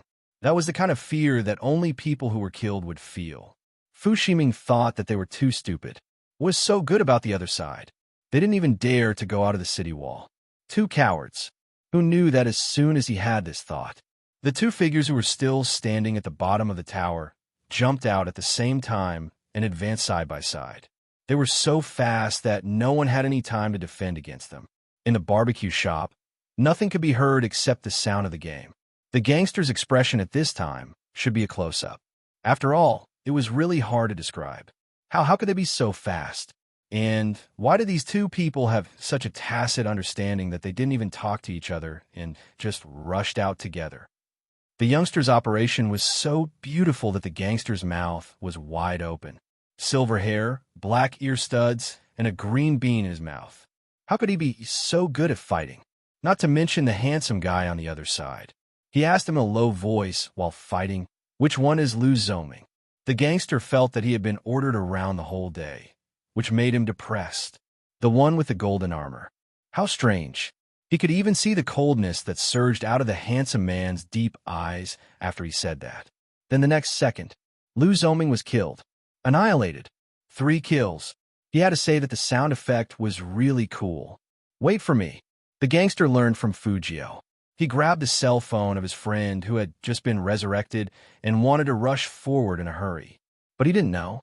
As soon as he said that, the youngster spun his sword and jumped up directly. Even his black battle robe was shining with silver light. He used a sniper critical hit. KO. For people had died on the other side. How long did it take? 21 seconds. The gangster really had an indescribable feeling now. Do you know what a game is? That was his account. That incomparably awesome person on the screen was his own account. Although he wasn't the one playing, that feeling was still awesome. How could his account be so cool? The gangster was so happy, but Fu Ximing wanted to curse. 2v5. 5 people couldn't beat 2 people, and 4 of them were killed by the other side in one shot. So noob. Even now, he still felt that his teammates were too weak. In Fu Ximing's heart, no matter how powerful the other party was, he was just an amateur. What's there to be afraid of 2 amateurs? He arrogantly ran to the bottom of his own defense tower. He didn't wait for his teammates to recover their HP. He stopped there and prepared to kill one of the two first. However, just as he was about to make a move, he was unexpectedly nailed to the spot by his opponent. Fu Ximing wasn't afraid. After all, he was in the pagoda, and the other party wouldn't dare to recklessly rush forward. Therefore, this was all his wishful thinking. The gangster saw the two wind-like shadows directly swept to the bottom of the tower and then stepped back. Even Fu Ximing was hooked out. Outside the defense tower, Fu Ximing had no protection. He wanted to retreat, but damn it, he couldn't leave. It was Qin Mo. He hadn't even used his ultimate move yet, so he directly sent it over and froze him in the middle. The gangster was also excited at this time. He clenched his fists. Kill him. Handsome, kill him.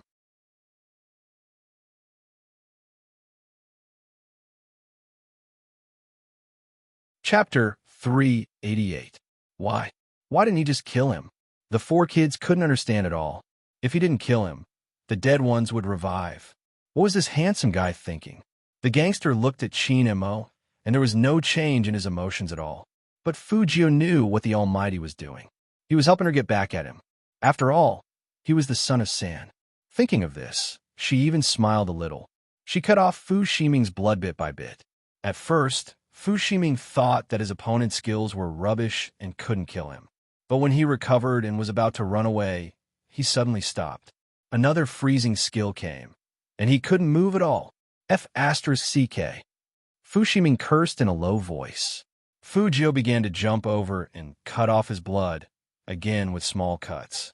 The two kids sitting next to Fu Ximing weren't stupid. This guy didn't play like that just now. He used big moves. Fu Ximing's face turned ugly. Until he was frozen for the third time, everyone understood. Was he playing this way on purpose? Why did it feel like he was playing with them? The three students from number 1 middle school didn't dare to say this out loud. After all, they knew Fu Ximing's temper. Fu Ximing was about to explode. At the fourth time, he shouted, F***CK. How many times did he freeze? In fact, Almighty Qin didn't have many freezing skills. When he saw the youngster, he directly bought 10 to use first. That was to say, from the moment Fu Jiu touched the phone, Almighty Qin had made up his mind to torture Fu Ximing. This was also the reason why Fu Ximing could live until now. No matter how slow those four kids were, they could see that the guy next to them did it on purpose. After all, it was the fifth freeze. The gangster couldn't help but swallow his saliva. He began to feel lucky that he didn't fight with this handsome guy just now. This way of fighting, any man would suffer from internal injuries from anger. What the F***CK are you talking about? Hurry up and come over. Fu Ximing's face turned red. Just now, he arrogantly said that he could destroy the whole team by himself. But in the end, he was beaten up in all kinds of ways. This slap in the face was really embarrassing. The number 1 middle school students were also anxious. I still have 9 seconds. Young Master Fu, please wait a little longer. Fu Ximing clenched his teeth. When he was frozen again, he threw it hard. The phone's screen shattered. There was a moment of silence. The game continued. The four of them didn't have time to talk. They were finally resurrected, so they had to rush forward. Fu Ximing pushed the other person away, took the other person's phone, and started to operate again. He had to kill the two of them. The gangster also realized that all of his opponents had been resurrected. In fact, they had also revived and were much faster than the other side. However, they were too far away from the other side's city wall and couldn't make it in time. He anxiously controlled his character. Stop killing. Come back. Come back. We'll all die together. Retreat? How could this be? The two of them worked together to extinguish the frozen one and directly rushed towards the four people. It was followed by hook, hit, and kill. The incessant light seemed to fill up the entire screen. The two figures, one at the front and one at the back, coordinated like the sharpness of a sword. He was simply killing people in seconds. Triple kill. Then he turned around and bit it. What a beautiful kill. Then a blood-shaking game special effect sound came over. Team destroyed.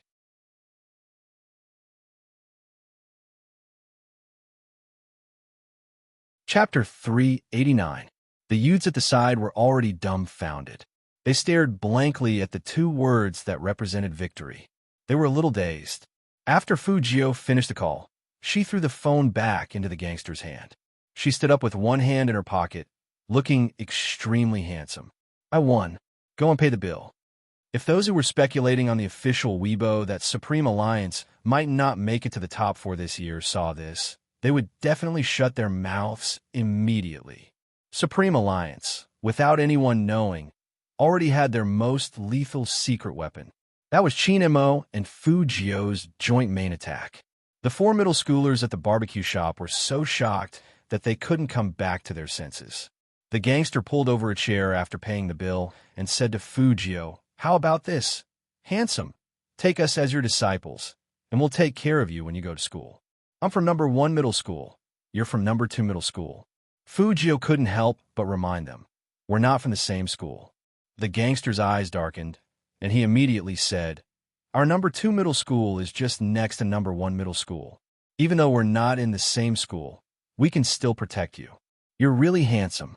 I'm not bragging, but the boss of your number 1 middle school has to avoid the 4 of us." Fujio looked up at him. Oh what? The gangster really couldn't understand the youngster. Are all gaming experts like this? Do you not understand the pain of reality? If you encounter any trouble in school, the gangster wanted to persuade him. Fujio interrupted him with a smile.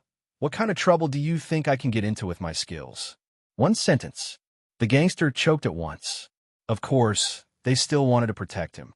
How could she have forgotten the way this handsome guy moved in the barbecue shop just now? Perhaps even the 4 of them wouldn't be able to stop him. Something was not right. Wait a minute. Are you really from number 1 middle school? Since when did number 1 middle school have such a good fighter? Fujio raised her eyebrows and looked serious. I'm a straight A student, so of course I'm from number 1 middle school. All right, the gangster was convinced. After all, looking at the young man's appearance, he was indeed different from them. Today, thanks. Fujio chuckled. The 4 middle schoolers left first. Before they left, they didn't forget to look back. They wondered who these 2 people were. They could even kill pro players. They were too amazing. As for the rest, don't expect a bunch of Chinibu kids to have so many brain cells. After the gangster left, the barbecue shop was much quieter. Chinemo turned his head and only glanced at Fujio. His eyes were full of mockery, and his temperament didn't change at all. "Scholar." Fujio sat up straight. "Compared to them, I'm a straight A student." Chinemo smiled. "Come here." "What?" Although Fujio was confused, she still went over.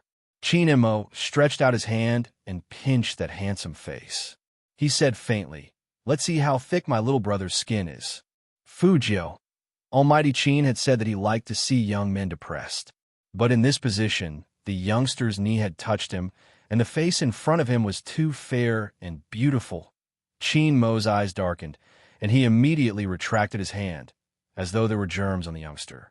Fujio also paused because of Chinmo's action. She raised her eyebrows slightly.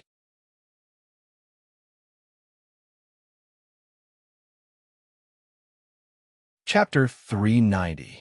On the other side, Fu Shiming, who lost the game, kicked the wooden chair hard with his right leg. The opponent is definitely not an ordinary player. No one in number 1 middle school dared to speak. Fu Shiming couldn't swallow his anger. "Lu Zongming." "I'm here." Lu Zongming answered immediately. Fu Shiming narrowed his eyes. "Go and ask who played this game tomorrow." "Okay." Lu Zongming agreed, but he knew that it was not going to be easy. The students in number 2 middle school who weren't good at studying were always better than the students in number 1 middle school. How could he go to number 2 middle school to ask? But there were other ways, so he had to think about it. The night outside grew even darker. The atmosphere in the barbecue shop seemed to be frozen. Chinemo couldn't explain why he suddenly flung his hand away. Then his phone screen lit up. It was Secretary Liang. "CEO Chin, where are you?" Chinemo turned his head and said in a low and hoarse voice, "What's up?" "Young Master Han was worried about you, so he asked me to call." From Secretary Liang's words, Chinemo knew that Han Feng was taking the initiative to ease the tension. He didn't say much and only gave Secretary Liang an address. Secretary Liang paused. Then young Master Joe, who's going to pick you up? Beep. Before Secretary Liang could finish, the other side hung up. Secretary Liang was sure that CEO Qin heard him, and he even paused for a second. But for some reason, CEO Qin didn't seem to be acting right today. Fu Jiu heard that Secretary Liang was going to pick her up, so she didn't say much. She raised her hand and drank the last sip of tea. With one hand in her pocket, she walked out of the barbecue shop with Qin and Mo. It was foggy and cold outside. Luckily, it was almost Christmas, so the decorations in the shops along the street were quite warm. Fu Jiu saw that the Almighty didn't want to skateboard with her anymore, so she lifted her foot. When the skateboard flew up, she caught it and held it horizontally behind her waist. When Secretary Liang drove over, he saw such a handsome scene. Since they had a car, of course they would take it. Fu Jiu was close, so it took less than 5 minutes to get there. After the young man got off, Secretary Liang felt that the atmosphere in the car wasn't right, especially where Boss Qin was sitting. The neon lights were reflected on the car window.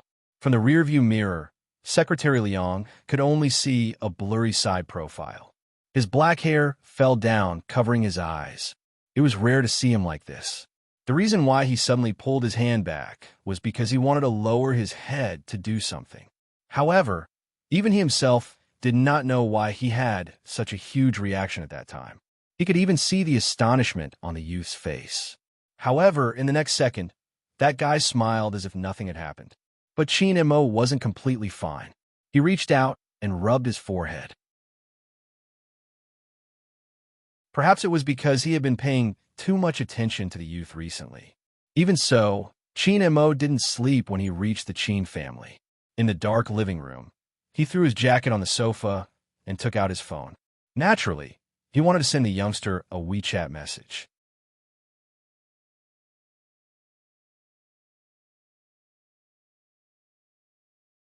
Chapter 391. Qin Mo's fingers paused. Then, he exited WeChat and tugged at his collar. He couldn't fall asleep.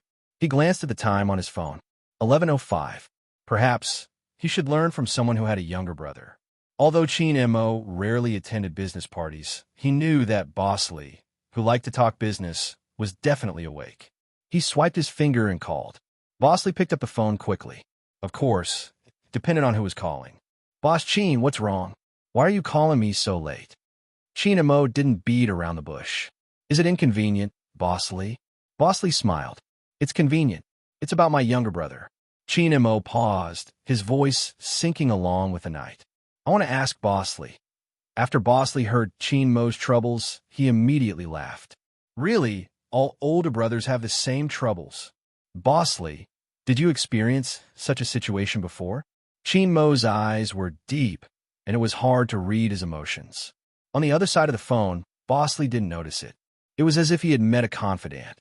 Let me tell you, when my brother just entered high school, I was most worried that the person who usually liked to follow behind me and call me brother would suddenly bring me a girl and ignore me as his brother. He even had to listen to that girl's orders. So, every time my brother got close to a girl, I really felt uncomfortable in my heart. There will always be such a stage. After all, an older brother is like a father. So that was the case. Qin and Mo listened but didn't say anything. Boss Lee continued. As for the patience you mentioned, when my younger brother was in his rebellious phase, he insisted on breaking up with me for the little gold digger. I really wanted to beat him up, but in the end, I endured it. After all, he's my younger brother. As big brothers, we are very indulgent to our younger brothers. If the difference wasn't huge, there might be some arguments. I'm older than my younger brother by 10 years, so I gave in. What else could I do? You don't know, when he was young, I liked to tease him, touch his head, let him stand guard for me. I smoked. Qin and Mo listened to Boss Lee's recollection with a calm expression, but in his heart, he was thinking about something else. Although there were many girls around the youngster, that guy wasn't the type to fall out with him over a gold digger. In comparison, his brother was still better. However, he would not give the youth any chance to get close to any woman. At the same time, this call successfully convinced Qin and Mo. Not that he would have these feelings every older brother would have. However, there was one essential difference between him and Boss Lee. mistily liked to rub his little brother's head and face when he was 6 years old. And Fujio was already 17. Bosley hung up the phone, still feeling sympathetic. He pulled his wife and said, "Look at this young Master Chin who has shaken Jiang City. He's no different from an ordinary person when it comes to his younger brother." At the same time, at the Fu family. Fujio, who had just come out of the bathroom, put a white towel over her head and subconsciously reached for her phone. There was nothing. She looked at the desk again. Even her notebook was gone. How many more days do I have to live like an ascetic? Fujio lay back. She thought about how the Almighty froze Fu Shiming and let her kill him bit by bit today, and her thin lips curled up. She had never been protected by anyone like this.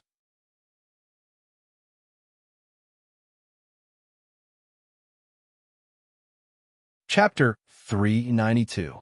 The lights dimmed. Fujio, who was asleep, didn't know that the comments on the internet had started to change. It was all because of Callie. What happened today made them very angry. Lioli was the one with the darkest eyes. Fujio's picking up of Han Susu messed up her plan, and she was kicked out of the Han family. Originally, she wanted to take advantage of Han Susu's anger to say something bad about Fujio, so she didn't lose too badly. Unexpectedly, Han Feng didn't let them get close to Han Susu. He said that it was getting late and that they should go home early. In fact, his attitude wasn't like that. "Captain, what should we do now?" Before Lioli could speak, someone was holding a phone and said, "Wait a minute, look at this." It was an official post, right? Their previous posts were starting to have an effect. Someone had already started to say, "Although I like watching Spade Z play games, he is not a good person. He has such a bad temper."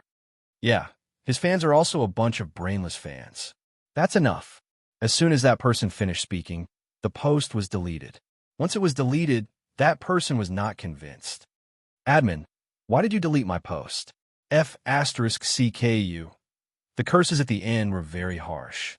Someone even comforted that person. "It's normal. My post was also deleted. I feel sorry for the original poster."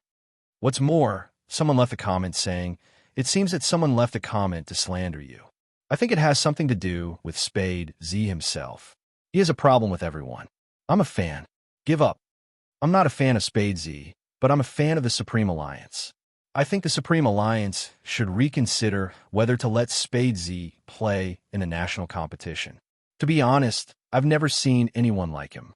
It was because of these people that the Cali team was happy to watch. Lioli laughed. What did I say? Some things don't need to be done by ourselves. We just need a little bit of encouragement, and people will follow. The Cali team was happy. This useless young Master Fu deserves to be scolded. Lioli glanced at the official post again. Unfortunately, the scolding is not enthusiastic enough. After all, these people are the minority, so we need to add more fuel to the fire. "Captain, do you have any good ideas?" Hearing this, the eyes of the Cali team lit up. Lioli touched the phone screen. Han Susu was the best at this, but it seems that we can only turn to the Fu family. The Fu family? Someone was confused. What do you mean by looking for the Fu family? Lioli lifted her lips lightly. We aren't the only ones who want Spade Z to leave Supreme Alliance. There are a few others, such as his half-brother, Fu Shiming. When Team Cali heard this, a smile appeared on their faces. Captain means to leave it to him. He has a good mother and knows how to use public opinion to create hype. Remember, there are some things in the esports circle that are no different from the entertainment circle. If something is said many times, it will become true. Find a time to send these posts to Fu Shiming. Be quick. No problem. Their Cali team was not a weakling.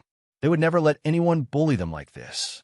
Didn't Spade Z think he was so great just because he joined Supreme Alliance? Then they would think of a way to get him out. The next day,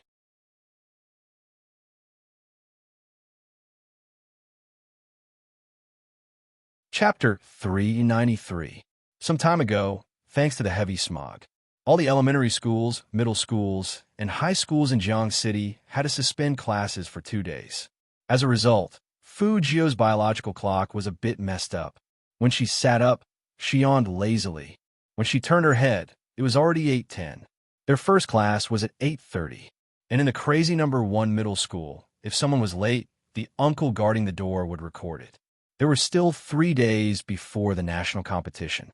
She couldn't be disqualified because of such a small thing. Fujio washed her face very quickly. She didn't look like a girl at all. She put on her school jacket handsomely and skateboarded quickly through the crowd. 10 minutes left. Fujio calculated the time and suddenly stopped the skateboard. She looked in the direction of the school from this direction. The distance was too long. It seemed like she had to take a shortcut. There was a middle school student who rode his bike to school, but he didn't understand why the person in the same school uniform as him suddenly turned around and went in another direction. Class was about to start. Where was that guy going? No matter, he had to rush forward. He couldn't get it to merit. Swoosh! Fujio pushed off with her left leg, stopped the skateboard, and began to estimate the height of the school wall. That's right. Fujio was going to climb over the wall. There was an uncle buying roasted sweet potatoes at the back wall of the school. Seeing the young man stop at such a place and stare at the wall, the corner of his mouth twitched with a cigarette in his mouth. These kids are they can't even behave in school. It was a bit high. Fujio made a preliminary judgment and began to look for a foothold. Be careful not to get caught by your school director, the uncle reminded Fujio. She smiled and looked at her watch one last time. There were still 5 minutes left. That was enough. Just as Fujio was about to take a big step, a commotion came from the bustling crowd on the left. There were about 3 or 4 students from number 2 middle school, and they were surrounding a beautiful girl who was dressed like hooligans. That girl looked familiar. She had seen her yesterday. Fujio looked up at the wall on the left, and then at the situation there. Finally, she turned around decisively. The uncle was surprised. You're not going to climb? He's waiting to see this guy wrestle. Fujio waved her hand. I'll do it later. To be honest, Fujio only cared about this because of the Almighty. Based on yesterday's situation, that person with the surname Han should be the Almighty's friend. Since they're friends, I'll save them first. On the other side, Han Susu felt that she was extremely unlucky. She came here to warn Brother Jiang's fat stepsister not to have any other ideas about Brother Jiang, so she didn't bring anyone with her. She didn't expect to encounter such a thing. Get out of my way. Do you know who I am? How dare you treat me like this? Beauty, what's wrong with us? We just want to play with you, right? As he spoke, he reached out to grab Han Susu's hand. But just as he moved, a gust of wind came from behind him. Something was charging straight at the back of his leg, causing him to turn around in shock. Seeing that it was Fujio, that person was amused. Look, I was wondering who it was. The useless nouveau riche is here to give us money again. Fujio indeed knew that person. In the past, she had been stopped in a corner and given money to him several times. Since there was a conflict between them, then there was no need to be long-winded.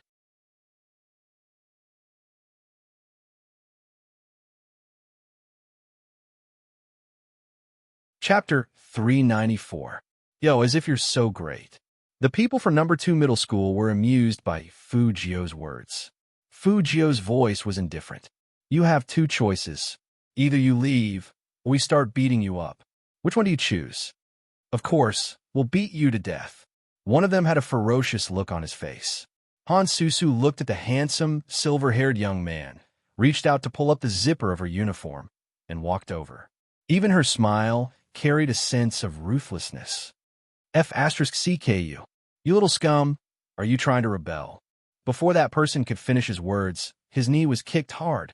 Fujio said 3 minutes, and she meant it. Her kick was high, and she used a lot of strength. 1 versus 4. One was already down. How could the leader let it go? While Fujio was still kicking, he grabbed Fujio's skateboard and wanted to throw it at Fujio's back. If it really hit, it would definitely be a serious injury. But it was Fujio, so how could she be hit? With a beautiful sidestep and a back kick, even Fujio's school uniform made a sharp sound in the wind. Bam! That person was directly kicked into the wall. The skateboard automatically returned to Fujio's feet. Han Susu watched from the side. She didn't know when it started, but the young man's figure was the only thing in her eyes.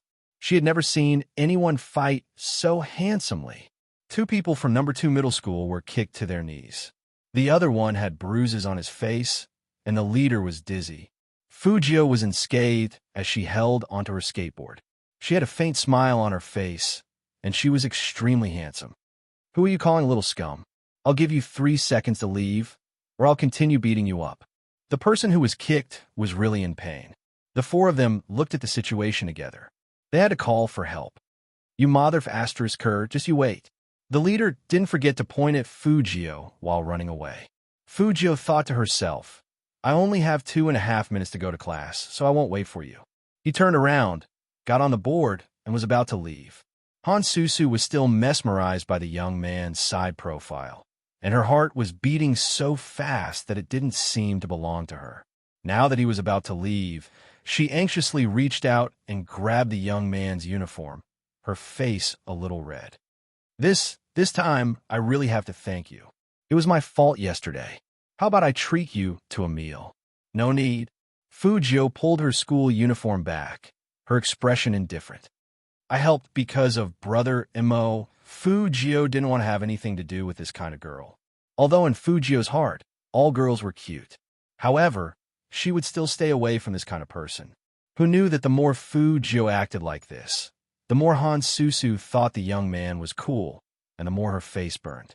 Fujio didn't have time to care about these trivial things. There were less than 2 minutes left. He took the skateboard and clamped it under his arm. His long legs kicked the poplar tree beside him. Using the momentum, he leaped onto the wall. "Beautiful!"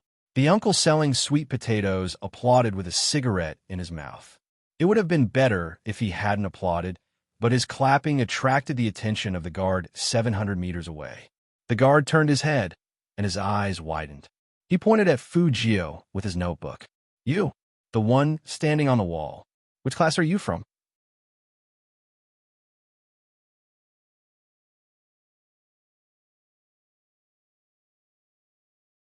Chapter 395. The guard chased after them without saying a word. The students who were stopped outside the school gate were overjoyed. The ones who were writing on the wooden desks rose up. They didn't need to fill in the forms, so they ran while no one was around. The guard was confused. He turned left and right, but he didn't know who to chase. He could only widen his eyes and point. "Stop! Stop!" What he didn't know was that Fujio was leaning on the nearest pillar. She looked sideways at him and curled up the corner of her mouth, looking very evil. It was impossible to be late, but number 1 middle school had strict management. The guard felt that this matter had seriously affected his work, and he had been talking to the dean about it the whole morning. This must be premeditated. They just want to be late. The guard said with a serious face, "The one who climbed over the wall is the best. He must be warned." The dean didn't even raise his head. "Which class is he from? What's his name?" The guard shook his head and said immediately, "But his hair seems to be silver." This was the dean's first reaction. This was the first reaction of the director of teaching. The dean was very cautious when dealing with Fujio. Not to mention that Fujio's grades were the best in the school, just looking at CEO Chin. CEO Chin. The dean's eyes lit up. He reached out and dialed Chin Mo's number. The teaching director's eyes lit up. He reached out and dialed Chin Mo's number. As a parent, CEO Chin gave him his private number last time, at the same time on the top floor of the Chin group. Chin Mo, who was signing company documents, paused when he saw the caller on the screen. Secretary Liang was still standing next to him. He was very confused. That title, Dean of number 1 middle school? Since when did CEO Chin have a number of the school's dean on his phone? "Hello." Chin Mo answered the phone while standing in front of the floor-to-ceiling window. The director of teaching told him the whole story. Climbed over the wall?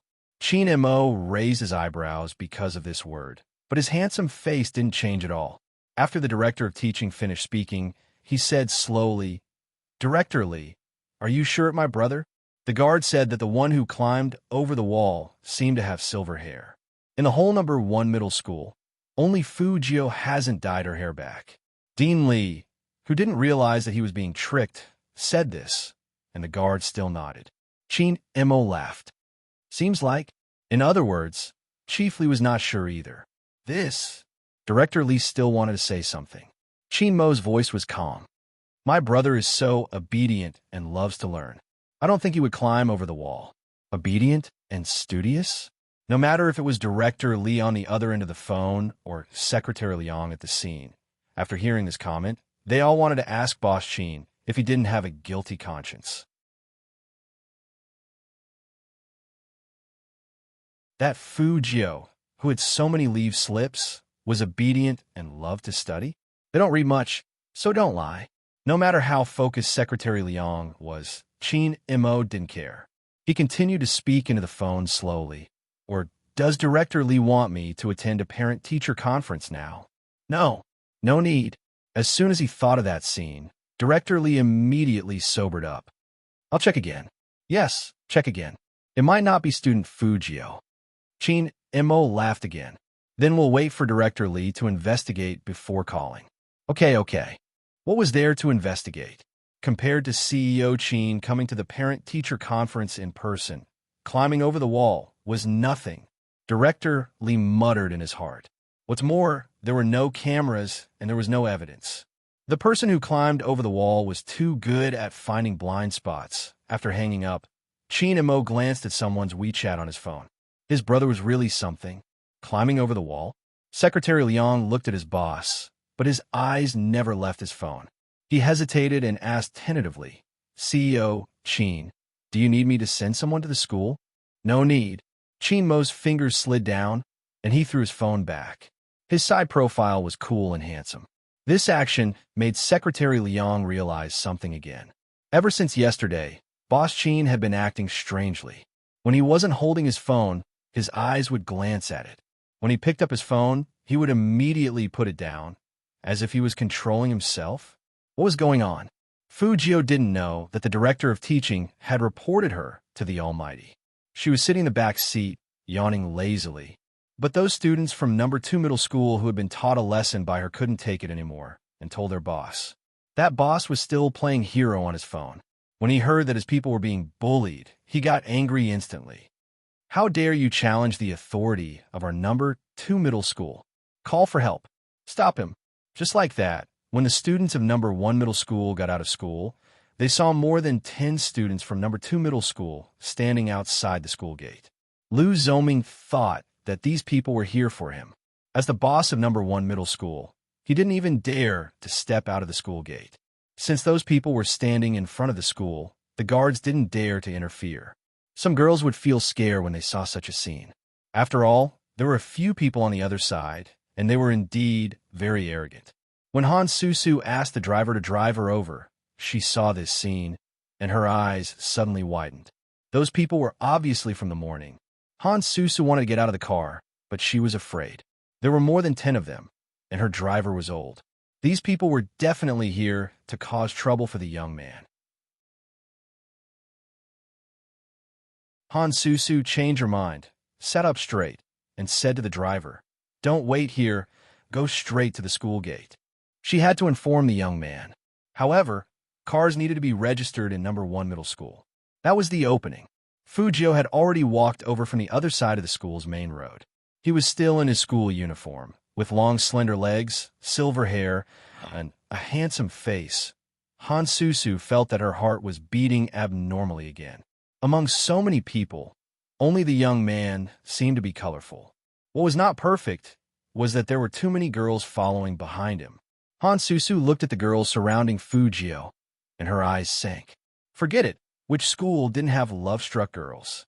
The most important thing now was to make sure the young man didn't go out. Fu! As soon as she opened her mouth, she saw the group of people outside the school start to move. Some of them saw Fu Jiu and were about to walk over. They were very aggressive, and they were pushing people around randomly. Fu Jiu stopped in her tracks. She didn't look at Han Susu, but walked past her and looked at the movement not far away.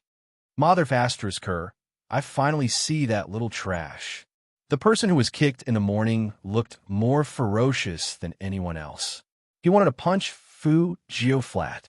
Fu Jiu's eyes shifted to the road on her left. If it weren't for Fu Jiu's action, Han Susu wouldn't have noticed that there were people there. She was still in a daze.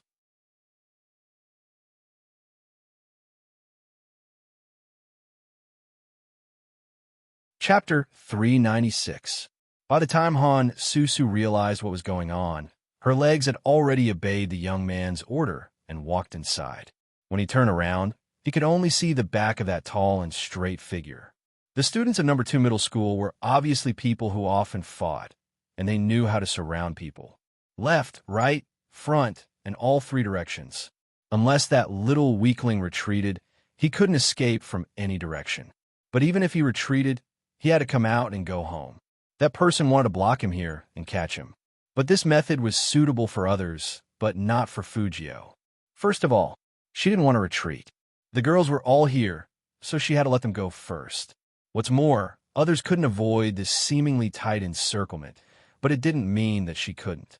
After all, apart from Fujio, she was Z. Even the police couldn't catch her. The number 1 middle school gate was bustling. That kind of scene couldn't be described with words. There was definitely going to be a fight. The guard was already making a phone call with trembling fingers. But Fujio just stood there with a lollipop in her mouth. She pulled open her school uniform and put the cap on her head. There was a camera in front of her. Even if there was a fight, she had to pay attention to the evidence. She had to maintain her good behavior and avoid calling her parents. That guy from number 2 middle school saw that this guy didn't retreat, so he shouted at the boss, who was still looking around, "Brother, who? It's that guy. Over here, at the school gate." That boss turned around, and his fiery eyes met the young man's handsome face directly. Then he was dumbfounded. What the F***CK? Wasn't this the master who helped them play games yesterday? What did he mean? He was the one they were going to beat up? This was so F***king embarrassing. Fujio also recognized him, and her beautiful eyebrows raised. Troublesome Chinibu. Number 2 middle school's boss. What the hell is Troublesome Chinibu? F***CKU. Someone next to Fujio wanted to jump up. The troublesome guy blocked with his arm in a very professional manner. Stop. What's going on? Not only the students from number 2 middle school were at a loss, but even the girls from number 1 middle school, who had their hearts in their throats, paused. The gangster coughed heavily and approached Fujio very seriously. He lowered his voice and said, "Did you beat up our people this morning?" "I did." Fujio's thin lips curled up, and her eyes were filled with coldness. "Why? You want to fight back?" The gangster looked at the teenager and thought of the beautiful skills in the barbecue shop and the other man's abuse. Somehow, he felt a chill down his spine. "Why would I? I'm just asking." Although the gangster was Chinibu, he was very loyal to his friends. He turned around and said to his little brothers, "Let's disperse for today." This is our 2nd middle school's benefactor. In the future, be more polite when you see my benefactor. Otherwise, you're making things difficult for me. Wang Dehu. How could someone who was beaten up in the morning accept such an ending? Benefactor. The girls from number 1 middle school were also puzzled. When did their Highness Gio become the benefactor of that old vulgar Wang? These 2 people know each other? They even played together before? Her temperament didn't match her at all. Wang Dehu, who was standing next to Fujio, really didn't match. Wang Dehu was the real bad student, and it was written all over his face. Fujio at least looked like a straight-A student, the kind that was well-versed in physics and chemistry. Come and say thank you to our benefactor. Wang Dehu is the best.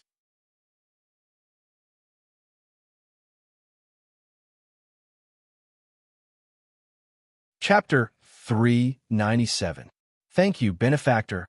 There were more than 10 young men, and their voices were so loud that Fujio wanted to facepalm. Anyone who saw this would think that he was recognizing a new boss. Fujio looked at the gangster. "Oh no, you should be called Wang Daha now. I'm just helping you play a game. That's not a simple game," the gangster said with a serious face. "It's related to the honor of our 2nd middle school." That's right. There were actually people who echoed from the side. This was the world of Chinibu. Fujio found it funny again. She lifted the corner of her mouth and put one hand in her pocket. She made a detour gesture with the other hand. "Ask the people from 2nd High to leave.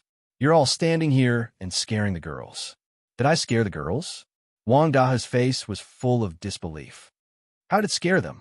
We're so handsome." "Fujio, it seemed like these Chinibu kids were way off base when it came to being handsome." "No, benefactor, I will tell you a secret. Wang Dahu said in a serious tone. Every time we make a move like this, a lot of heads turn to look at us. Aren't the girls from number 1 middle school good-looking? But when we go out alone, they don't think much of us. This time, everyone is so enthusiastic. To be honest, part of the reason is to stop you, and the other reason is to let the girls admire our handsomeness. Fujio. Oh, what does O mean? Wang Dahu felt that communicating with cultured people was tiring. Fujio looked at his ferocious look. Without saying a word, she turned around and walked over to a girl. She said in a gentle and pleasant voice, "Were you scared just now?" The girl blushed. She nodded her head and said excitedly, "With Highness Ju here, we are not afraid. Be good." Fujio smiled faintly. After saying that word, she walked back and said to Wang Dahu indifferently, "This is what you call handsome." Wang, oh, damn. No girl had ever blushed in front of him. This gap was a critical hit. Wang Dahu didn't want the girl to be afraid of them, so he turned around and asked his brothers to disperse. "When you leave, be gentle and smile." Smile? Boss, didn't you say that you want to be cool? Nowadays, girls like to be cold and aloof. When Fujio heard this, she raised her head silently. Wang Dahu replied in a low voice, "I'll ask my benefactor about this. You guys go back first and wait for my news." All right. In the eyes of some students, Fujio's move just now was indeed amazing. Disbanded just like that? The guard was still dumbfounded.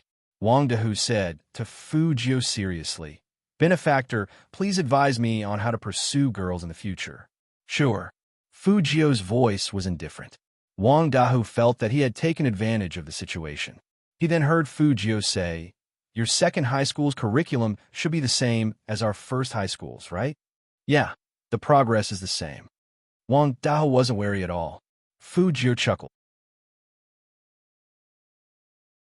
"That's good. I'll leave my homework to you in the future." Wang Dahu was speechless. What happened to being a cultured person and a top student? What? You don't want to? Fujio looked at his expression and raised her eyebrows with a smile. Wang Dahu gritted his teeth. "Fine. Everything is for the girl. Seeing that you are so sincere, I'll teach you a secret technique to pursue girls." Fujio crooked her finger. It was indeed cool. Wang Dahu moved closer excitedly. "What secret technique?" Fujio only threw 2 words at him. "Good looks."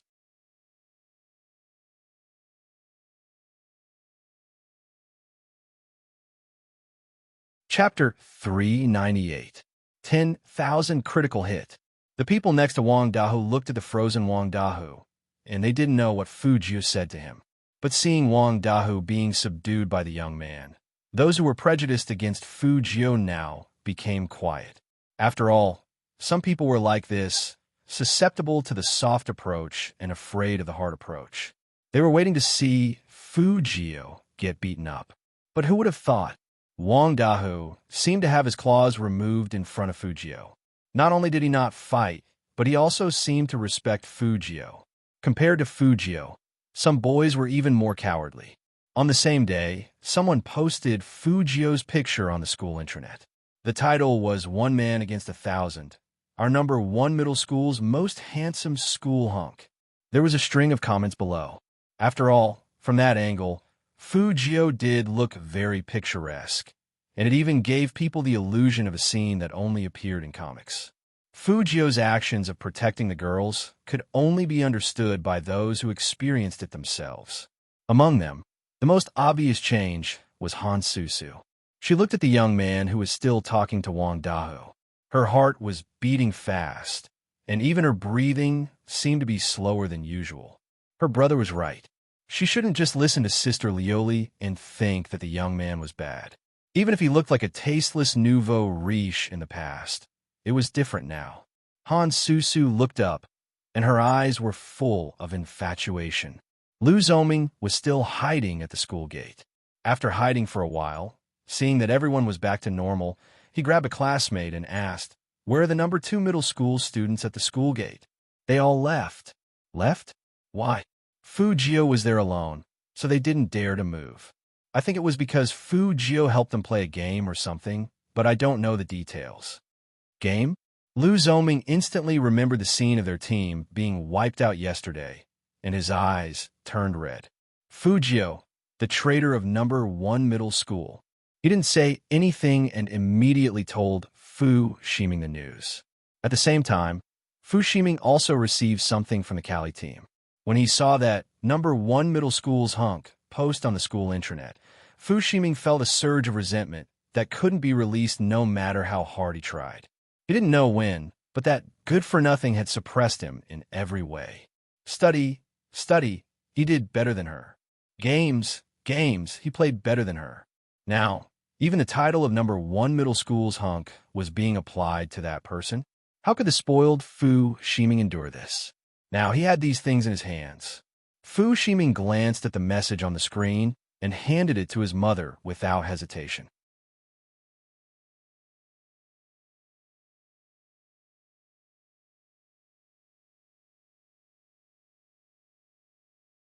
Chapter 399. Captain, there's news from Fu Shiming. That night, the Cali team sat in front of the computer and looked back. Lily stood up. What did they say? What else can they say? Everything is as Captain predicted. Fu Shiming wants that useless young Master Fu out of Supreme Alliance even more than we do. He even asked us to continue posting, and tomorrow, the entire esports industry will know about it. Fu Shiming smiled, his expression indescribable satisfaction. That's right. Lily looked down. In this case, Fu Jio is really finished. Who cares if he's finished or not? Captain, I know you are soft-hearted. Think about it. If it weren't for Fu Jio, would our relationship with the Supreme Alliance be so tense? When he's gone, we can slowly repair our relationship with the Supreme Alliance. Lioli listened to her teammates and seemed to be convinced. Well, that's all we can do. In fact, she was the one who came up with the idea. How could she be soft-hearted? She just had to put on a show. There were only 3 days left before the National League. It was just the right time to kick Fu Jio out of the Supreme Alliance. A newbie would die if she was too strong. If she didn't even understand this, how could she be in the esports circle? Lily lowered her eyes. It was time to end the Qin and Tao couple. Even if that man wasn't hers, he shouldn't be anyone else's. The night was getting darker and darker. The lingering fog had almost become a synonym for Jiang City. Han Feng really didn't understand his sister. Yesterday, she said that Fu Jio was narrow-minded.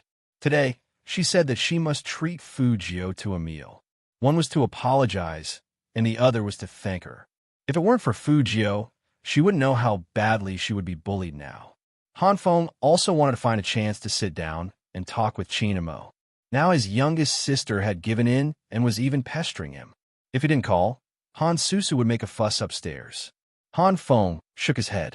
First, he sent a letter to Qin Mo through Jiangzhou, saying that he must bring Fu Jio and that the siblings would apologize in person.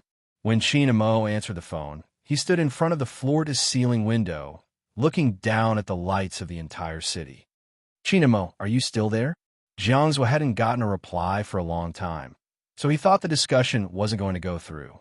Unexpectedly, Qin Mo spoke in a calm voice. I'm going to the Fu family's house to fetch that guy. Tell me a place. Jiangzhou told him the address before hanging up. He had a vague feeling that something was wrong with his friend today. It was just that he couldn't tell exactly what was wrong. Qin Mo retracted his gaze. If he suddenly appeared at the Fu family's house, a certain someone would be in a daze with a lollipop in her mouth. He couldn't help but smile. Secretary Liang was watching from the side. Maybe one day. Boss Qin had never smiled before.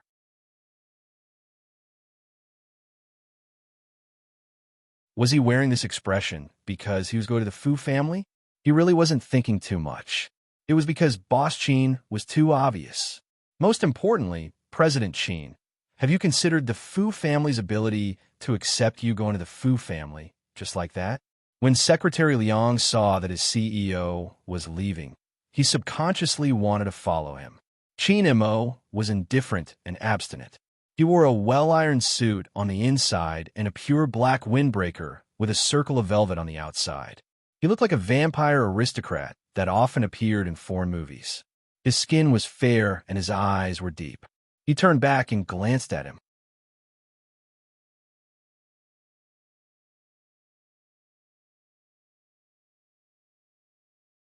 Chapter 400. The atmosphere in the Fu family was weird today. That's right, it was weird. He Honghua wasn't cooking soup in the kitchen or walking around in her bright red pajamas. Instead, she was sitting on the sofa obediently. Fu Jio saw this when she came downstairs. She looked up at the person sitting in the living room and paused. Brother Mo? All right. She finally knew why her mom was so obedient. The Almighty's aura was really strong, especially when he was wearing a black trench coat. But why did the Almighty come without telling her? At this hour? Fu Jio raised her eyebrows in that direction. Her mom pulled her to the side and said in a low voice, CEO Qin brought me a lot of supplements. Jio, do you think I should take them? It wasn't a betrothal gift. Why was her mom so nervous? Yes. Fu Jio was never polite to Qin Mo. After saying that, she sat down next to Qin Mo. Why are you here so late? Qin Mo glanced at the youngster. Jiang City had started heating up, so the house was so warm that Fu Jio was only wearing a pure white sweater, and her face was a little pink from the heat. At such a close look, the clean and fine hair on her side profile was even more obvious. Qin Mo's eyes darkened, and he leaned over and said in a calm voice, Nothing, I just wanted to ask a self-proclaimed top student about climbing walls. Fu Jio, Almighty, don't you know you'll die if you keep chatting like this? How did it feel to climb walls? His tone sounded like he was talking about the smog today. Fu Jio coughed lightly. I just took a shortcut. And then you saved a beauty? Qin Mo's voice always sounded especially magnetic and deep in her ears. Fu Jio touched the bridge of her nose. That was along the way. Along the way, you became a new boss of number 1 middle school? Qin Mo looked at the youngster and lifted his thin lips slightly. Amazing. Fu Jio smiled evilly and put her arm behind the sofa. What can I do? I'm so handsome after all. Since you're so handsome, I'll check your physics results myself next time. Qin Mo stood up and looked down at the youngster. Then he turned sideways and said to He Honghua, Auntie, since he's here, I'll take him away. If it's too late, let him sleep at my place. Take him away? Fu Jio was dumbfounded. What was going on? He Honghua was also shocked, but she was shocked by the word sleep. Her expression changed, and she immediately said, No, my Jio can't spend the night outside. He Honghua's reaction was too big. The whole room fell silent. Even Qin Xiaodong didn't understand why Madame was like this. When Qin Mo turned to look over, only then did He Honghua realize that she had gone overboard.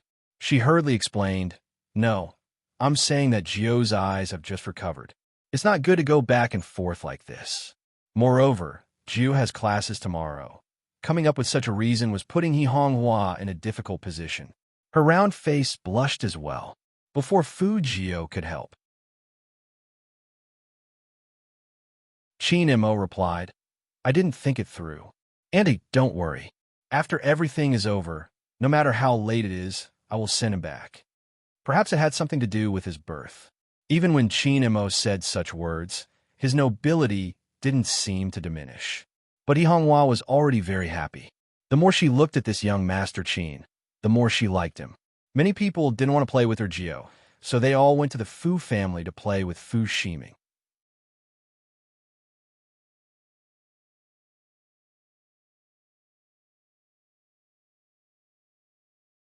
Chapter 401. Fu Jio really didn't understand. The Almighty just said something soft.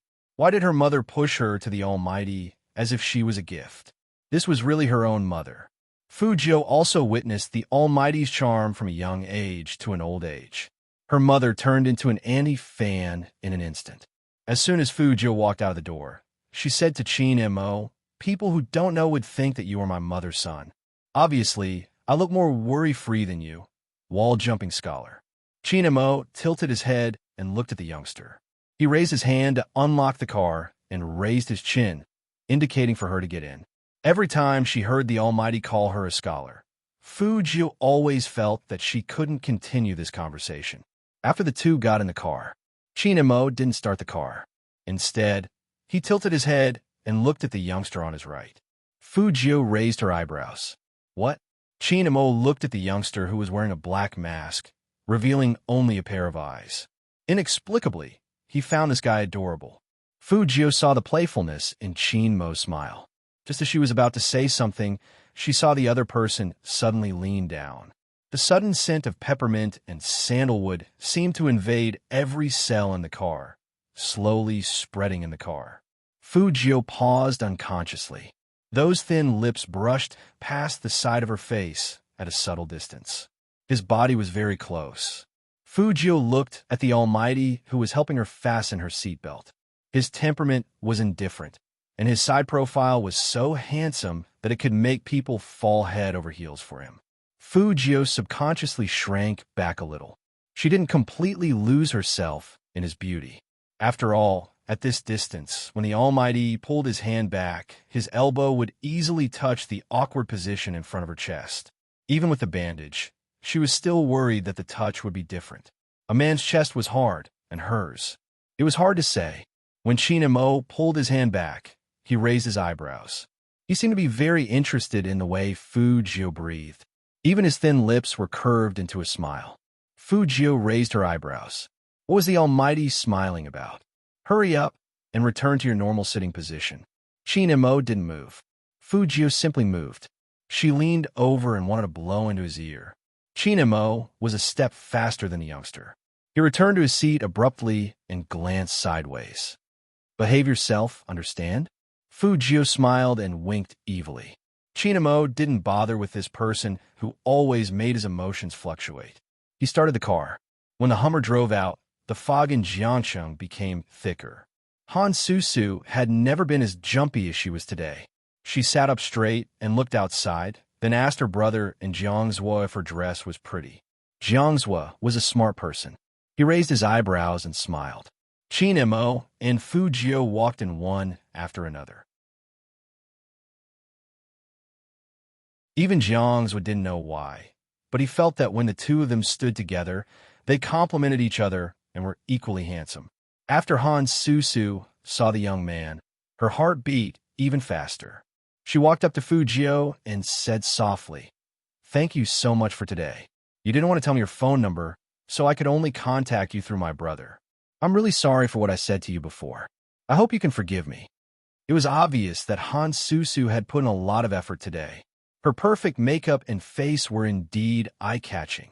You're tuning in to the Romance Rendezvous YouTube channel. We're so grateful for your support, and don't forget to subscribe to join us on this incredible journey through captivating stories. Your generosity through donations truly makes a world of difference, as it's the primary source of revenue that allows me to expand and enhance this channel for you. Thank you from the bottom of my heart for being a part of this adventure.